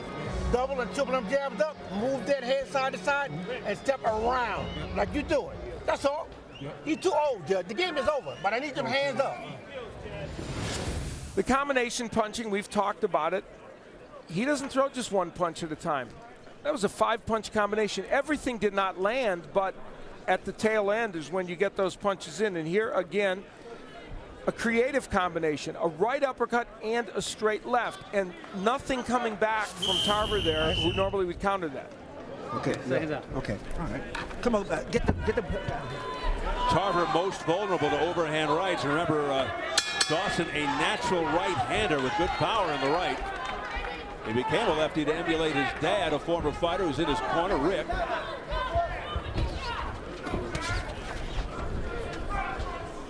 Jimmy Williams pointed out that Antonio Tarver they want Dawson to throw all his punches so they can counter off of them. So far in this fight, Antonio's not been able to do that as well as he would like. Right now, Chad Dawson just brimming with confidence, looking very sharp over the first 2+ rounds. There's another right hand. There's that right we talked about by Dawson. Oh, another great right hand right on the jaw. And then flicking that jab right through the defense of Tarver. And here's the irony of this fight. It's Dawson who's counterpunching better than Tarver right now. Tarver's coming to him, and Dawson is counterpunching. Giving Tarver a little taste of his own medicine. Yep. Total reversal in normal form. Tarver's punches just pity-pat, but Dawson's punches have a lot of power behind them.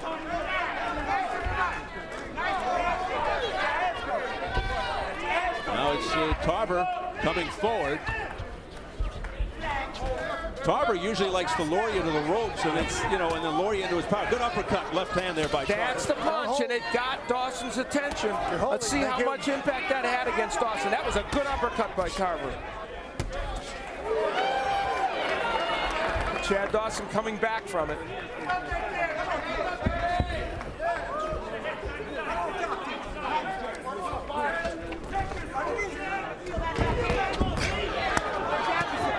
Now this is the most, at least lately, we have seen of Tarver coming forward. Great straight left. Now Tarver turning on the power. Now we've got a fight. Oh yeah.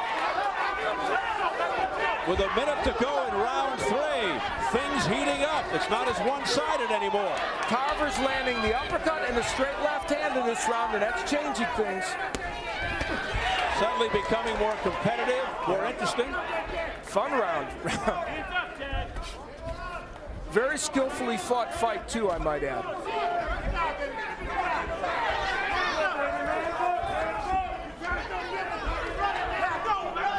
This comes under the who'da thunk it category of Dawson luring Tarver in and trying to counterpunch, but Dawson's finding a home now for that straight left. Or Tarver, excuse me.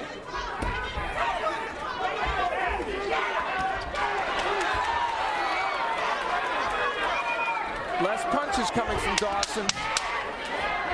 And Dawson missing with the right. Final seconds of the 3rd round. A turnaround here for Antonio Tarver in round 3.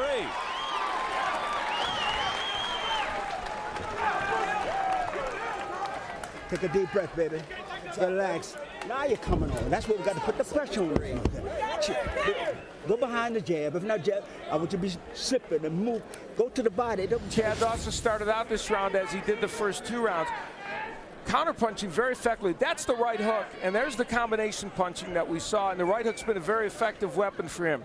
However, this is the punch that ultimately could be a game changer if he lands it right. That was a pretty good uppercut by Tarver. It didn't land perfectly, but it could be a portent of things to come. And then later on in the round, as you see him still trying to get that uppercut in, the straight left hand for Tarver. There was a beauty by Antonio Tarver. He's getting that punch in as well. A bit of a turnaround in round 3. Do you think we should see Dawson targeting the body more here? I mean, that's one of his good points, isn't it? He started it, Steve, and you're absolutely right. In rounds 2 and 3, he stopped going to the body as much as he was in round 1. There it is. Yep, We round heard 4. you. Yeah. See, they listen to you, these fighters. They really do. I didn't think we were talking that loudly. Combination upstairs. Left. Yeah, by Antonio Tarver, who started to come on in the 3rd round. Stop! You don't need to push. Jane 83rd man in the ring.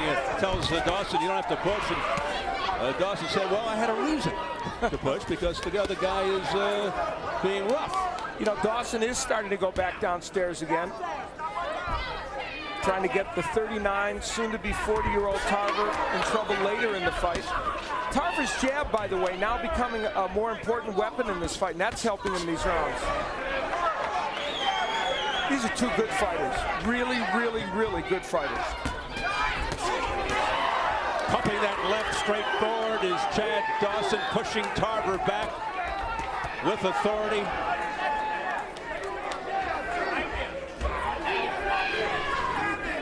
Tarver knows Dawson's good. He's got power, he's got skill. He was just trying to get inside the head of Chad Dawson. And Chad Dawson said he just wanted to shut Tarver's mouth. Well, Antonio Tarver is a wordsmith. He's a spin doctor. Oh, nice right hand by Dawson. So clearly he can annoy you. Dawson's having a pretty good round here in round 4. And again, it's by virtue of that exceptional speed. You just don't see the punch coming. Great body shots by Chad Dawson. Then he goes upstairs. Now, in fairness, some of those punches being blocked by Antonio Tarver, but because he's throwing so many, Dawson is getting some in, for sure. I think the body shots more so are getting in as opposed to the higher shot. Absolutely. They're being blocked. There's the Tarver who tried a body shot with the left hand, but it was blocked. Dawson missing with a straight left. Tarver able to elude that one.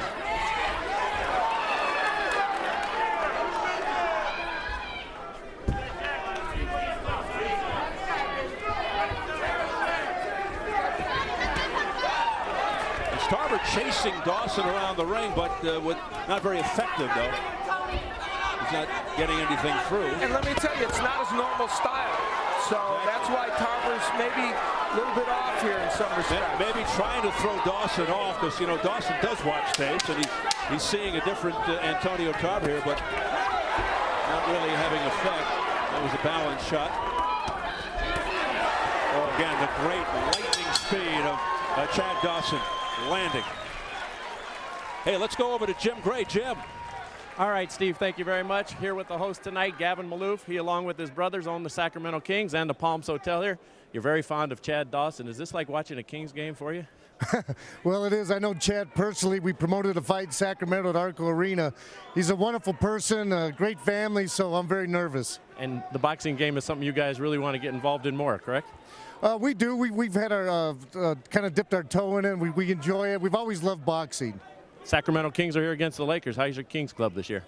We're going to be good. We're going to be good. We got a young squad, but we've got a good nucleus of veterans and young players. So we'll be hopefully make the playoffs this year. Catch your breath, Gavin. We appreciate your time. All right. And we want to wish your brother Joe Maloof, who's home watching. He had double knee replacement. Best to you, Joe. Thanks for having us. All right, Steve, back to you. Okay, Jim. Thanks very much. Talked to Joe the other day. Ironic. He was so anxious to have this fight here. Couldn't attend because of the knee surgeries. Round 5, it is scheduled for 12, the IBF Light Heavyweight Championship. Antonio Tarver in the silver with the black trim, Chad Dawson the blue, black, and silver.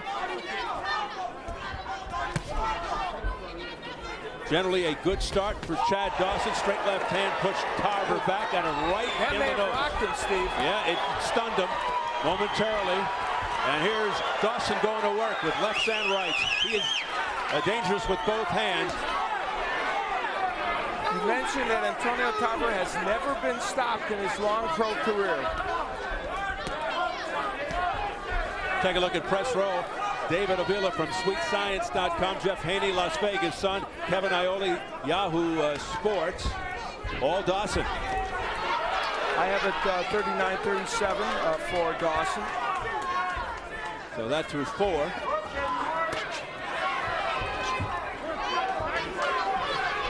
You know, this fight, give Chad Dawson credit. He has made Antonio Tarver come to him, although Tarver started it right from the beginning. And it's been a different kind of fight than we might have anticipated, with Dawson doing the chasing. And Chad Dawson doesn't seem to mind. No, which is interesting. He's been countering well. Look at the hand speed. He's getting those punches through. Right now, overmatching the champion. Chad Dawson looking for his second title belt. He gave up the WBC belt to fight Tarver. Tarver missing. Dawson just too young, too fresh, too fast. And look at that. Everything landing now. He's beginning to slow Tarver down even more. It's quite apparent that for Antonio Tarver to win this fight, he's going to have to land a game changer. Some punch that's really going to hurt Dawson. And that might have been it. A straight left hand there by Chad Dawson. You're talking about Tarver, of course, but that was quite a shot. There's another left hand right onto the head by Dawson. And it's like, you know, one at a time, one and done for Tarver, as Dawson puts together nice combinations.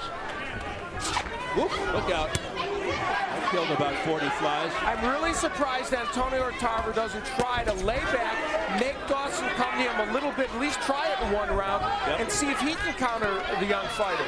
Instead, he is just going after him. I would be surprised if he doesn't turn to his usual strategy soon.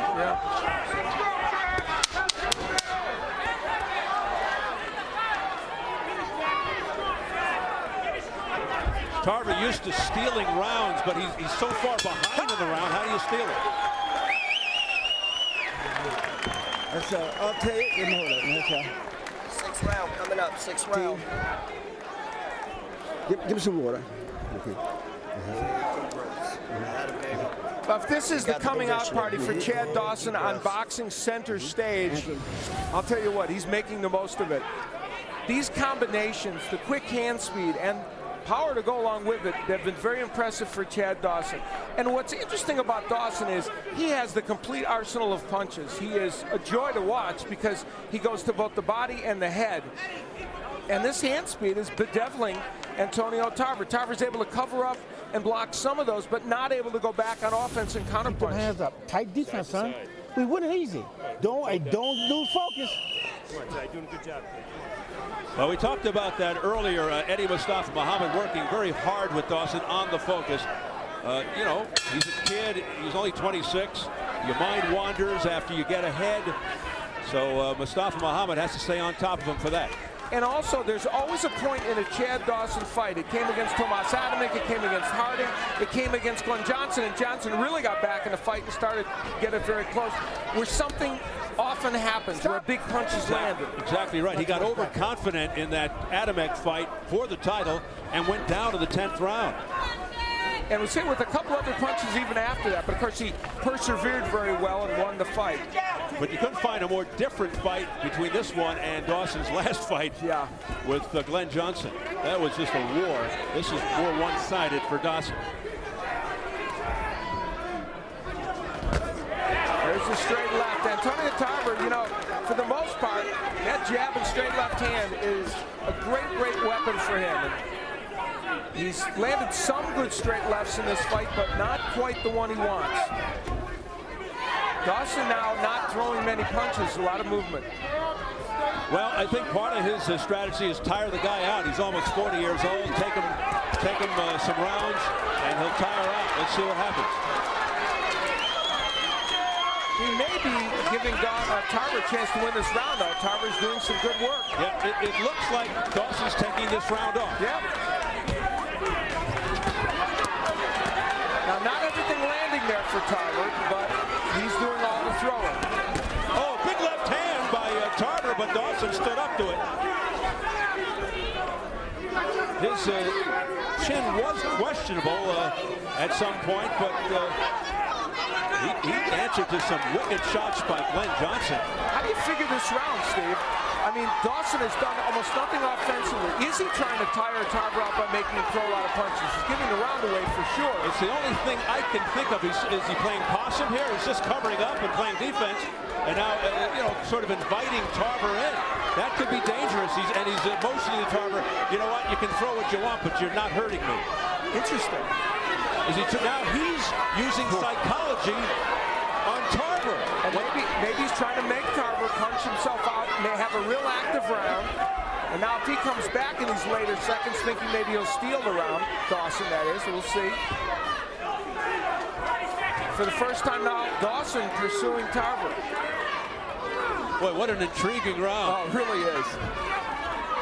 Let's see if Dawson looks to finish it strong, though. 20 seconds. Step back, please. He'd have to finish it real strong to win this round from he has not won this round, but let's see if he at least lets loose a little. You know what? I think he's just trying to prove something to Tarver. He's talking to Tarver. This is intriguing. He's saying, you know what? You can hit me with your best shot. He is talking to him, and nothing's happening. He's trying to get inside Tarver's head, and what a switch. Well, Denise Tarver, she almost just took a left to the head. It's a bad night for the Tarvers.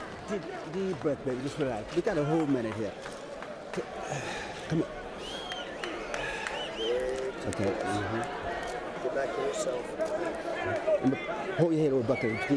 Hold your head over the bucket a little bit. Let me just pull it over. I'll clean that up. Great job. Great job, team. Tell the girl to get the towel. Make sure we water. Okay. Antonio Tarver had an excellent round. Now, Dawson allowed him to have an excellent round, and it may have been gamesmanship on Dawson's part. He talked to him a lot. Did he want Tarver to do this? Punch a lot and punch himself out, but certainly he won the round. Floyd Mayweather Jr., who is, by all accounts, pretty enamored with Chad Dawson as an overall boxer. He, of course, here in the arena. You think a guy of that stature, even though he's not fighting anymore, but you think he could get better seats? I know. Look, he was with Bob Uecker up there. Man, nosebleed territory. Well, anyway, let's see where Dawson picks up here in round 7. What a twist. Yeah. Dawson doing the talking, not Tarver. Well, it's an interesting pivotal round now, too, because Dawson, by all accounts, gave away the last round. I think Tarver has won 2 of the first 6 rounds. You can say 2 or 1. Now it's welcome back Dawson as he chops away.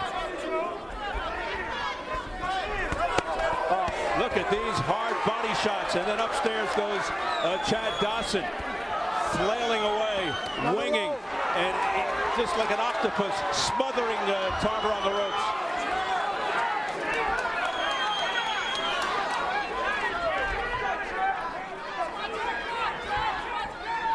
There's press row, and it's still all Dawson. The biggest disparity is Jeff Haney, the Las Vegas Sun.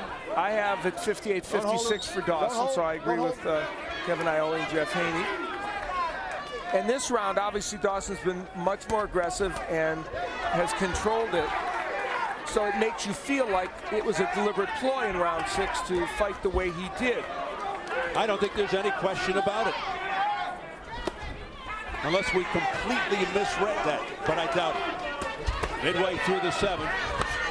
Oh, nice right hand. It wasn't flush, but it got Tarver's attention. Thank you. Tarver himself doing some body work in this round, but Dawson has done great body work. That's a 5-punch combination. Yep. That's as pretty as it gets. Tarver has no answer for that hand speed of Chad Dawson. Tarver is using his jab a lot more in the last 3 or 4 rounds, and that's helped him, especially in the last one when he did a really good job. There's the uppercut, but those punches not having a monstrous effect on Chad Dawson. Doesn't have much steam behind him. Oh, body shots just taking it out of Tarver. Jay Nady cautioning Dawson to get the punches higher.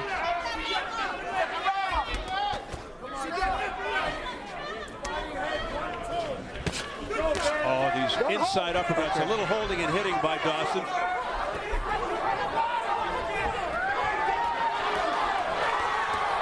Dawson on the attack, and then he lets up. Jay Nady, not a guy who allows a lot of clinching or grabbing, though it may not factor in this fight, although it could as this fight wears on if Tarver gets tired. Both men have been working a lot on the inside when they're there.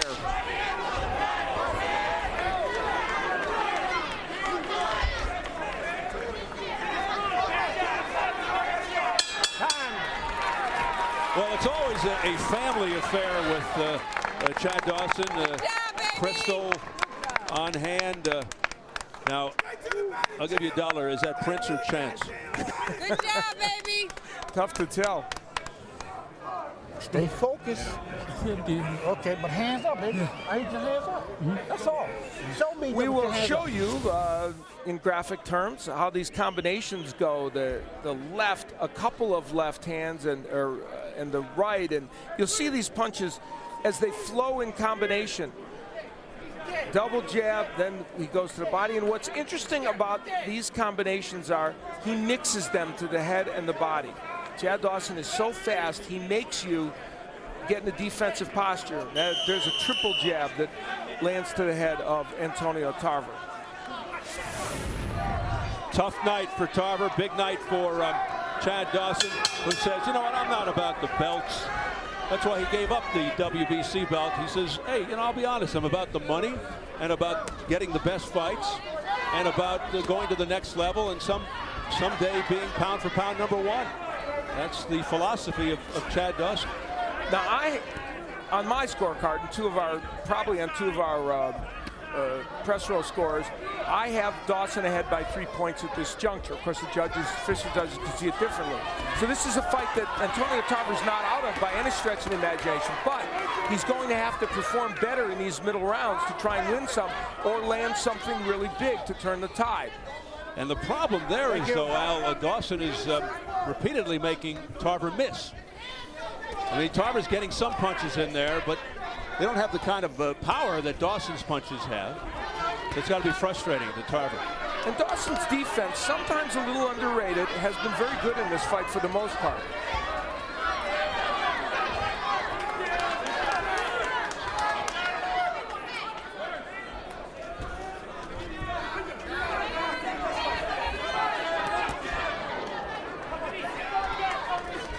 Between rounds last time, Tarver's corner was telling him the only way you can win this is by a knockout. Well, they may be right. Well, that's maybe a little overstatement, but I think they're trying to get their man to focus and get some things done here. Dawson's never lost. He's 26-0 with a no contest, 17 knockouts. Tarver 27-4, 19 knockouts. Tarver never stopped. This is another round on which Chad Dawson runs the risk of allowing Tarver to steal. There's a great combination by Dawson. A little bit of swelling along the right eye of Dawson.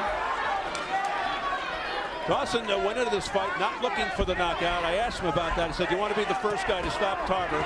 He said, no, it's not my mindset, but he sure is doing a number on him. Those are great combinations, and he's a very precise puncher, Chad Dawson. He just wants to win. He doesn't care how it comes. I'm going to tell you what this also puts in perspective. How terrific Glenn Johnson was in his last fight against Dawson. Dawson fought the same way. Glenn Johnson was able to hang in there. Now Tarver getting raked over the coals. Dawson turns it up. This is just an unmerciful beating that last sequence.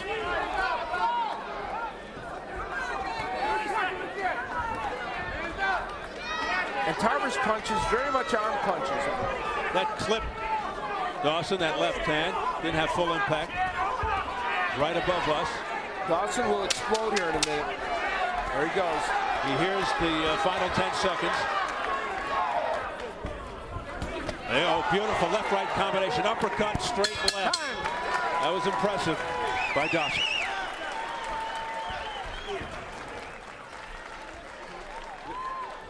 Yeah, you know they're not going to give us a decision. You know that. We have to knock this guy out. You know that. Come on. Sit down on your punches. Step to the side sometimes. Improvise. Let your hands go. Okay. Come on. Don't give this guy this belt, man. Now here's where the defense of Dawson that we talked about is in play, but then he takes advantage of it, you know. And Gil Clancy, the great fight trainer and broadcaster, his words were, make him miss and make him pay, and that's exactly what Chad Dawson did there. Made Tarver miss and then unleashed those combinations. And you heard the frustration in the voice of Jimmy Williams, one of the great people in boxing, the trainer for Tarver. Tarver almost a look of resignation, very discouraged. as we hit round 9 for the IBF Light Heavyweight Championship. A destination fight, a fight that people have been waiting a long time for. And it is turning into a big night for Chad Dawson if he can hold on here. You know, it's interesting. It's not that Antonio Tarver hasn't gotten a few things done in this fight. Landing some punches, but just not nearly enough. Chad Dawson's volume of punches is so much better and his accuracy is better.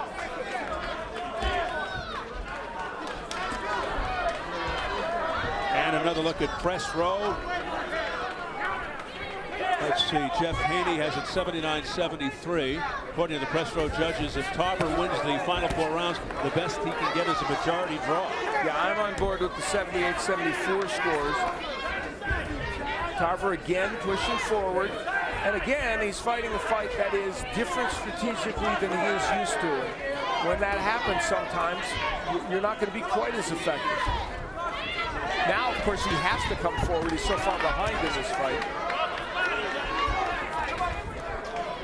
Yeah, we are getting to that point where Tarver is going to need something dramatic. It's ironic, Dawson, they sparred with Derek Harmon, a good veteran left-hander who's very good at counterpunching and emulating what Tarver did, and yet they haven't had to face that exact style. It's been different. He was able to lure Tarver in and be the counterpuncher and the boxer himself, Chad Dawson. Tarver's fought a few southpaws. He had a little problem in the first fight with Harding. Jeff Harding, he won the second fight. And Harding put Dawson down in the first round. Dawson came back and won. Yes, indeed. He fought Reggie Johnson, did Tarver. I think that was a split decision win for Tarver. Yeah. And then a couple of more guys, but, you know, nondescript. It's different for both these men. You know, you don't see that many lefties if you're a lefty. Tarver has landed some good straight lefts in this round. They're not hurting Chad Dawson. This is one of the closer rounds of the last few. Whether Tarver's doing enough to win it remains to be seen. It's a more active round for Tarver, yes. More aggressive. But back comes Dawson here. A series of blows to the head. There's that beautiful uppercut, straight left combination again by Dawson. That has worked throughout the night. And he's smart. He throws that uppercut from close range. Antonio Tarver wanted to switch to righty there. I don't think that'd be a terrible idea, just to change up a little bit against Dawson.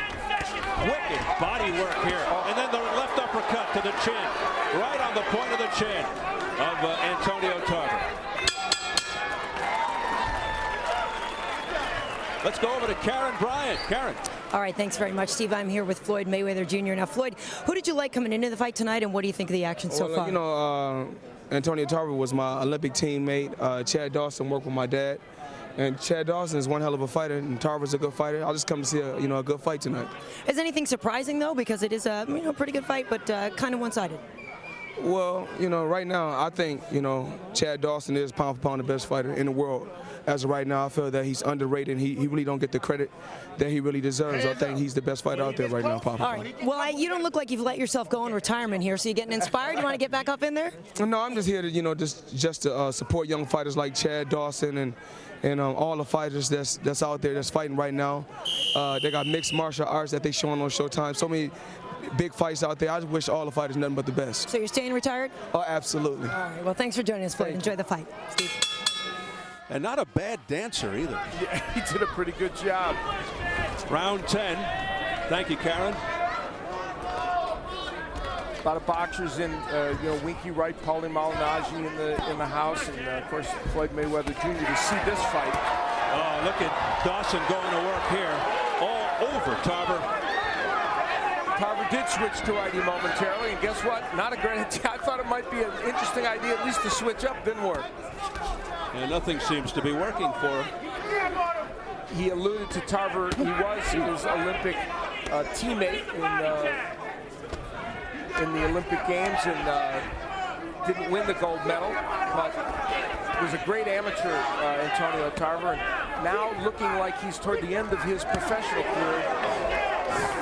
Thunderous body shots here by Chad Dawson. Have to be wearing Tarver out. Watch your heads, please. Dawson showing the skill. That was a triple jab. I mean, that was like 6, 7, 8 unanswered punches by Dawson. Don't bump your heads. Chad Dawson is putting on a brilliant performance. There's no question about it. And I don't think Antonio Tarver's fought terribly by any stretch. It's just that he can't get the job done here tonight. Yeah, he's not, he's not laboring. No. Like we've seen in some of his fights since the Hopkins fight.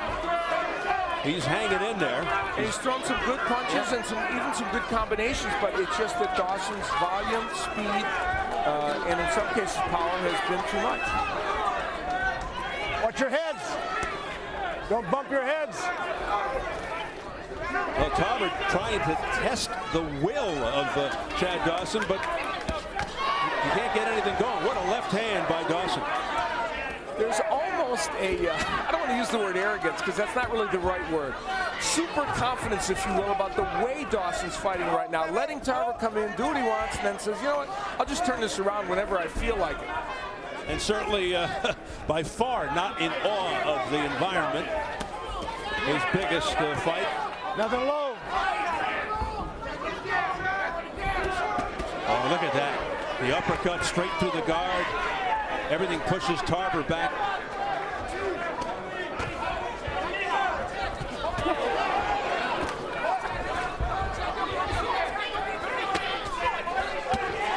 You know, they're both doing, even Antonio Tarver, he's throwing a lot of creative combinations, some different kinds of punches. They're both doing the same thing. Dawson's just doing it quicker and better. Antonio Tarver, almost 14 years older than Chad Dawson. And right now, youth is prevailing.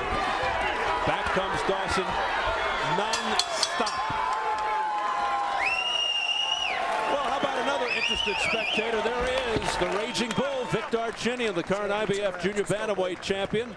Off that impressive win over Dmitry Kirillov. He'll fight next month on Showtime against really one of the top fighters around, Christian Maharis from Mexico, for the unified super flyweight title. Can't wait for that fight. It's going to be at the Home Depot Center. Same site as two of the Rafael Marquez, Israel Vasquez fights. Do we dare think it'll be that good? I don't know, but it's going to be a really good one.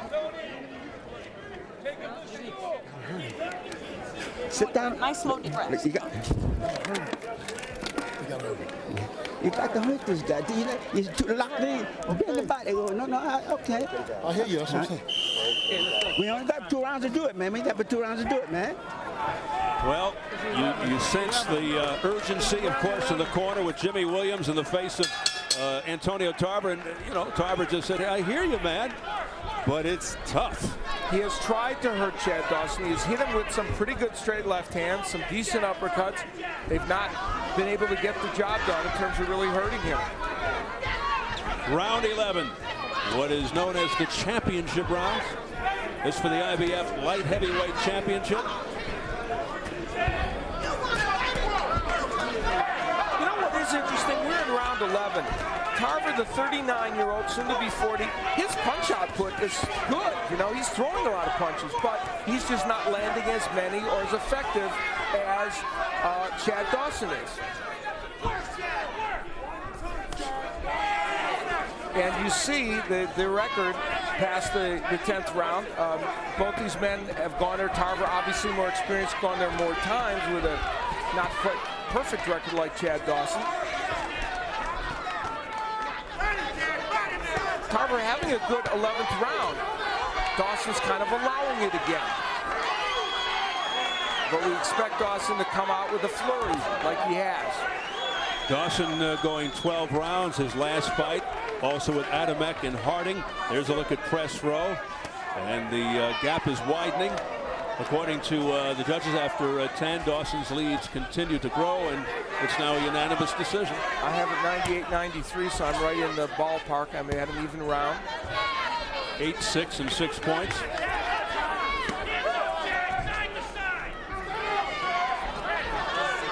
Again, not to sound repetitive, but pretty obvious. Dawson needs a knockout. Tarver needs a knockout.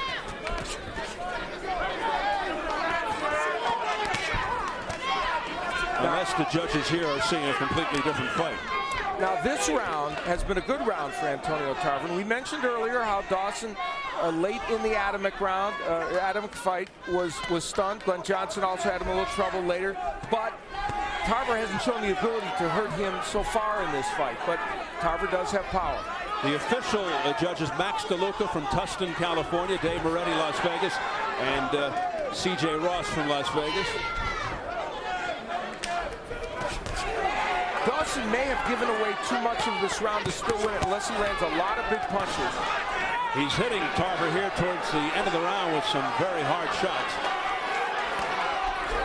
Dawson, I'll tell you one thing, at least Tarver showing mettle. Yes. He's showing resolve. He's standing up to some very, very wicked punches. No knockdowns in the fight. Tarver's been down 2 times, as mentioned, never stopped. Dawson, just for the record, down 3 times in his career.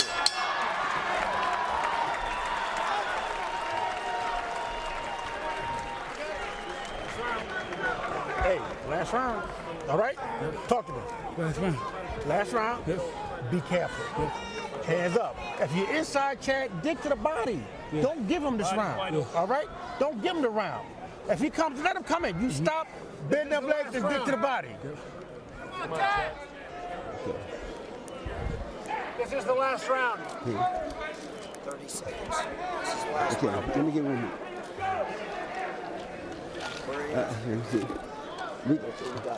Slow, deep breath. Come on, there you go.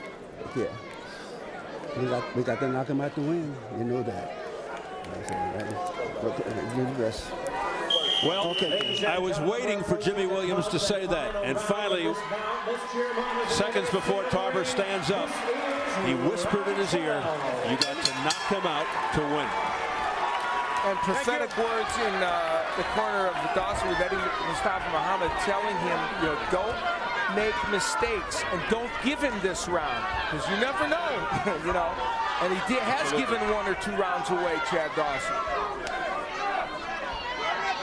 Yeah, Dawson has been down late. But here we go, round 12 for the IBF Light Heavyweight Championship. But Dawson continues to come forward and just strafe Tarver with shot after shot. Again, the blazing hand speed blurring his way through to Dawson to Tarver's head. Chad Dawson plays defense. Oh, down goes Antonio Tarver. Yeah, the glove touched the canvas. It's a knockdown. You touched your glove. 6. I know, but you touched your glove. A right hook. Sorry. Box. Tarver down for the 3rd time. Went down against Hopkins and Harding in his earlier fights, and that just solidifies it. You know, I was saying Dawson plays defense on offense. You can't punch back when he's throwing these kind of combinations. It's too fast.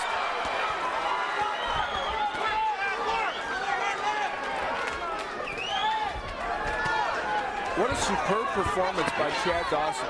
You know, unless Tarver could find a way to find lightning in a bottle here in the 12th round. Tarver not hurt as a result of that knockdown, but put down. Well, Dawson told us, Al, that he wanted to punish Antonio Tarver, and he's been doing that. Oh, another great right hand, right on the chin by Dawson. Truth be told, I think, oh, wow, there's a nice uppercut by Tarver. That's what he's been looking for, but I'll tell you, I think that uppercut had a little bit of an effect on Chad Dawson. Yeah, he slowed him down a little bit. How much, we don't know. 1 minute to go. He's got to be careful because Tarver's desperate now.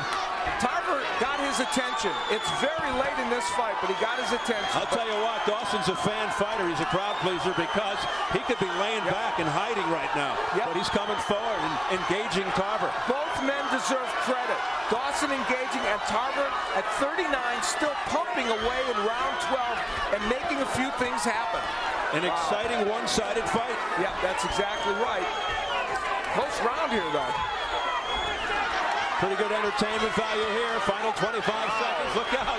Tarver having himself a good 12th round. Yeah, he's probably winning this round, but he needs to do more than that. I think he won the last 2, but I doubt that it's enough to win this fight. But a very exciting close to what was really a well-fought fight. And it's hard to win a round when you go down. Yeah, that's the problem. Yeah, let me amend that because of the knockdown. Yeah, so he probably didn't win the round. But he performed well in it. So that's it.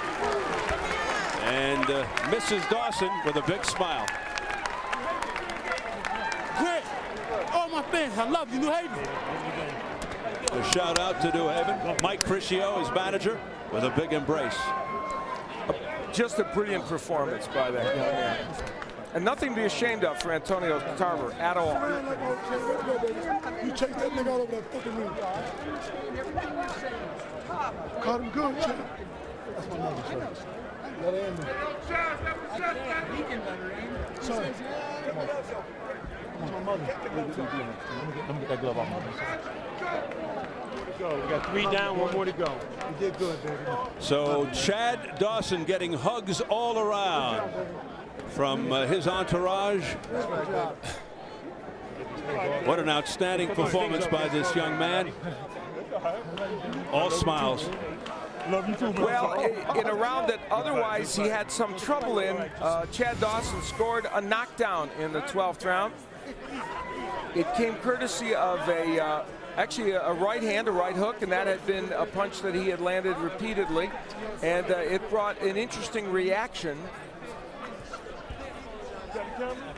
as we take a look at the fact that the right hook got there. It wasn't the best, by far the best punch, but it knocked him off balance. And once your hand hits the canvas, it has to appropriately be called a knockdown, and Jay Nady did. I know Antonio Tarver not happy about it, but when that knockdown occurred, Crystal Dawson almost lost the kid. Very elated over that, as well she should be. Denise Tarver, with what you would expect as a reaction. She's very involved in her husband's career, and clearly a disappointing moment there for her. That's something she often sees from her husband. So a disappointing look on the face of Tarver. Different story in the Dawson corner, who now just waits for the official word. We'll get it from our man Jimmy Lennon Jr. Ladies and gentlemen, after 12 rounds of action here at the Palms Casino Resort in Las Vegas, we have a unanimous decision. Here are the score totals. Judge at ringside, Max DeLuca scores about 118 to 109. Judges Dave Moretti and CJ Ross both scored about 117 to 110. All three in favor of the winner and the new IBF and IBO light heavyweight champion of the world, the undefeated Bad Chad Dawson. So there it is, Chad Dawson with his breakthrough victory. Youth prevails. The 26-year-old Dawson had lots to prove, waited longer than he wanted for this night, but the wait was worth it. He is the new IBF light heavyweight champ. The gamble to relinquish the WBC belt in favor of the higher profile fight paid off. I guess that other belt is the IBO, right? Yes, indeed. Let's go inside the ropes, Al. Well, this fight was all about the hand speed of Chad Dawson, the combination punching, the creative combination punching to both the body and the head. He used every single weapon. Look at that 8 or 9 punch combination, mixing both right and left hands to the body and the head. There is nothing offensively in a boxing ring that Chad Dawson can't do, and he showed every one of those skills to Antonio Tarver. It was ultimately this kind of hand speed, this kind of combination punching that got the job done. And except for some power punches that landed by Tarver, it was just a complete control for Chad Dawson. So a convincing victory for Chad Dawson, and let's get it up into the ring to Jim Gray. Jim. All right, Steve, thank you very much. Antonio, congratulations to you. Terrific fight. Let us bring in Antonio so he doesn't have to stand through all of this. Antonio, I know you must be disappointed. How would you assess your performance? I mean, I fought my fight. I mean, Chad fought his. I mean, I didn't get hurt. It was a slip, a push down on the knockdown. They ruled it a 10-8 round. But overall, you know, I should have had a busier work rate. He threw a lot of punches. Ordinarily, I blocked a lot of that stuff on my hands, my arms. But, you know, his work rate was a lot today, and he was a busier fighter. But, you know, I think to judge my performance, I think I did well. I didn't land the left as much as I should have, but we got other weapons, and we used those. We took what we had, and at the end, I had to gut it out. I felt like I was behind, and, you know, we tried to score the big knockout, and it didn't come. So, was age a factor tonight? You're a 39-year-old man about to be 40. I don't think so. I mean, tip my hat to Chad. I mean, he came with a busy game plan. He knew he had to be busy. And, I mean, whether he was landing or not, he threw a lot more punches than I did. But I felt my defense was where it should have been. When you look at all the punches he thrown, I'm not busted up, not hurt, not cut. I mean, I caught a lot of that on my gloves. You said he had not fought an Antonio Tarver, was not on his slate. Now he has, and he has won. There was a tremendous amount of talking before the fight.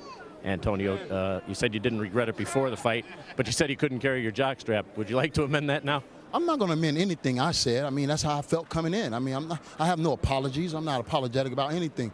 The man won the fight tonight. I mean, what can I say? I'm a champion.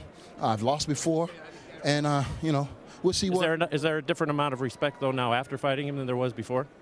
I mean, how you judge respect? I mean, I respect the guy before I even got in the ring with him. I mean, it was no disrespect. He's a fighter that had the WBC championship. He's obviously proved that he's a good fighter, great fighter. I mean, hey, may God be with him, and you know, hopefully he take it to the top. I mean, I don't regret anything. Before this fight, I felt confident in my ability and my skills, and if we fought tomorrow, I would still feel the same way. Would you like to fight him tomorrow? Of course. I mean, I'm a champion. I mean, of course. I mean, we can always go back to the drawing board and, you know, and see what happened. I mean, but right now it's his night, and I take my hat off to Chad Dawson. Antonio, thank you for talking to us. We appreciate it. I'm on. Chad, congratulations to you. Appreciate you let Antonio speak there for a moment before he left. Your hand speed was just outstanding tonight. Were you aware of that in the ring, that you were the faster puncher, that you had the ability to get to him almost at any time? Before I say anything, I want to thank my trainer, Eddie Mustafa Muhammad. I want to thank my strength and conditioning trainer, Axel Murillo. I want to thank my whole Dawson camp, my wife, my kids, Gary Shaw, Showtime for supporting me and putting me on. And you know, it's a happy moment for me right now. Bringing the titles back to New Haven. You know, I told you I would do it. Tarver came out and fought a great fight. He had a little bit more than I thought he would have. But like he said, a lot of his punches I caught on the glove too. But, you know, my work rate was higher. I was a faster guy. The younger guy had the better legs.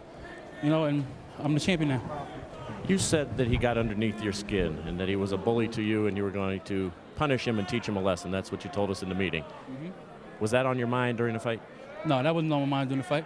I was outpointing him, outworking him, winning the fight, you know.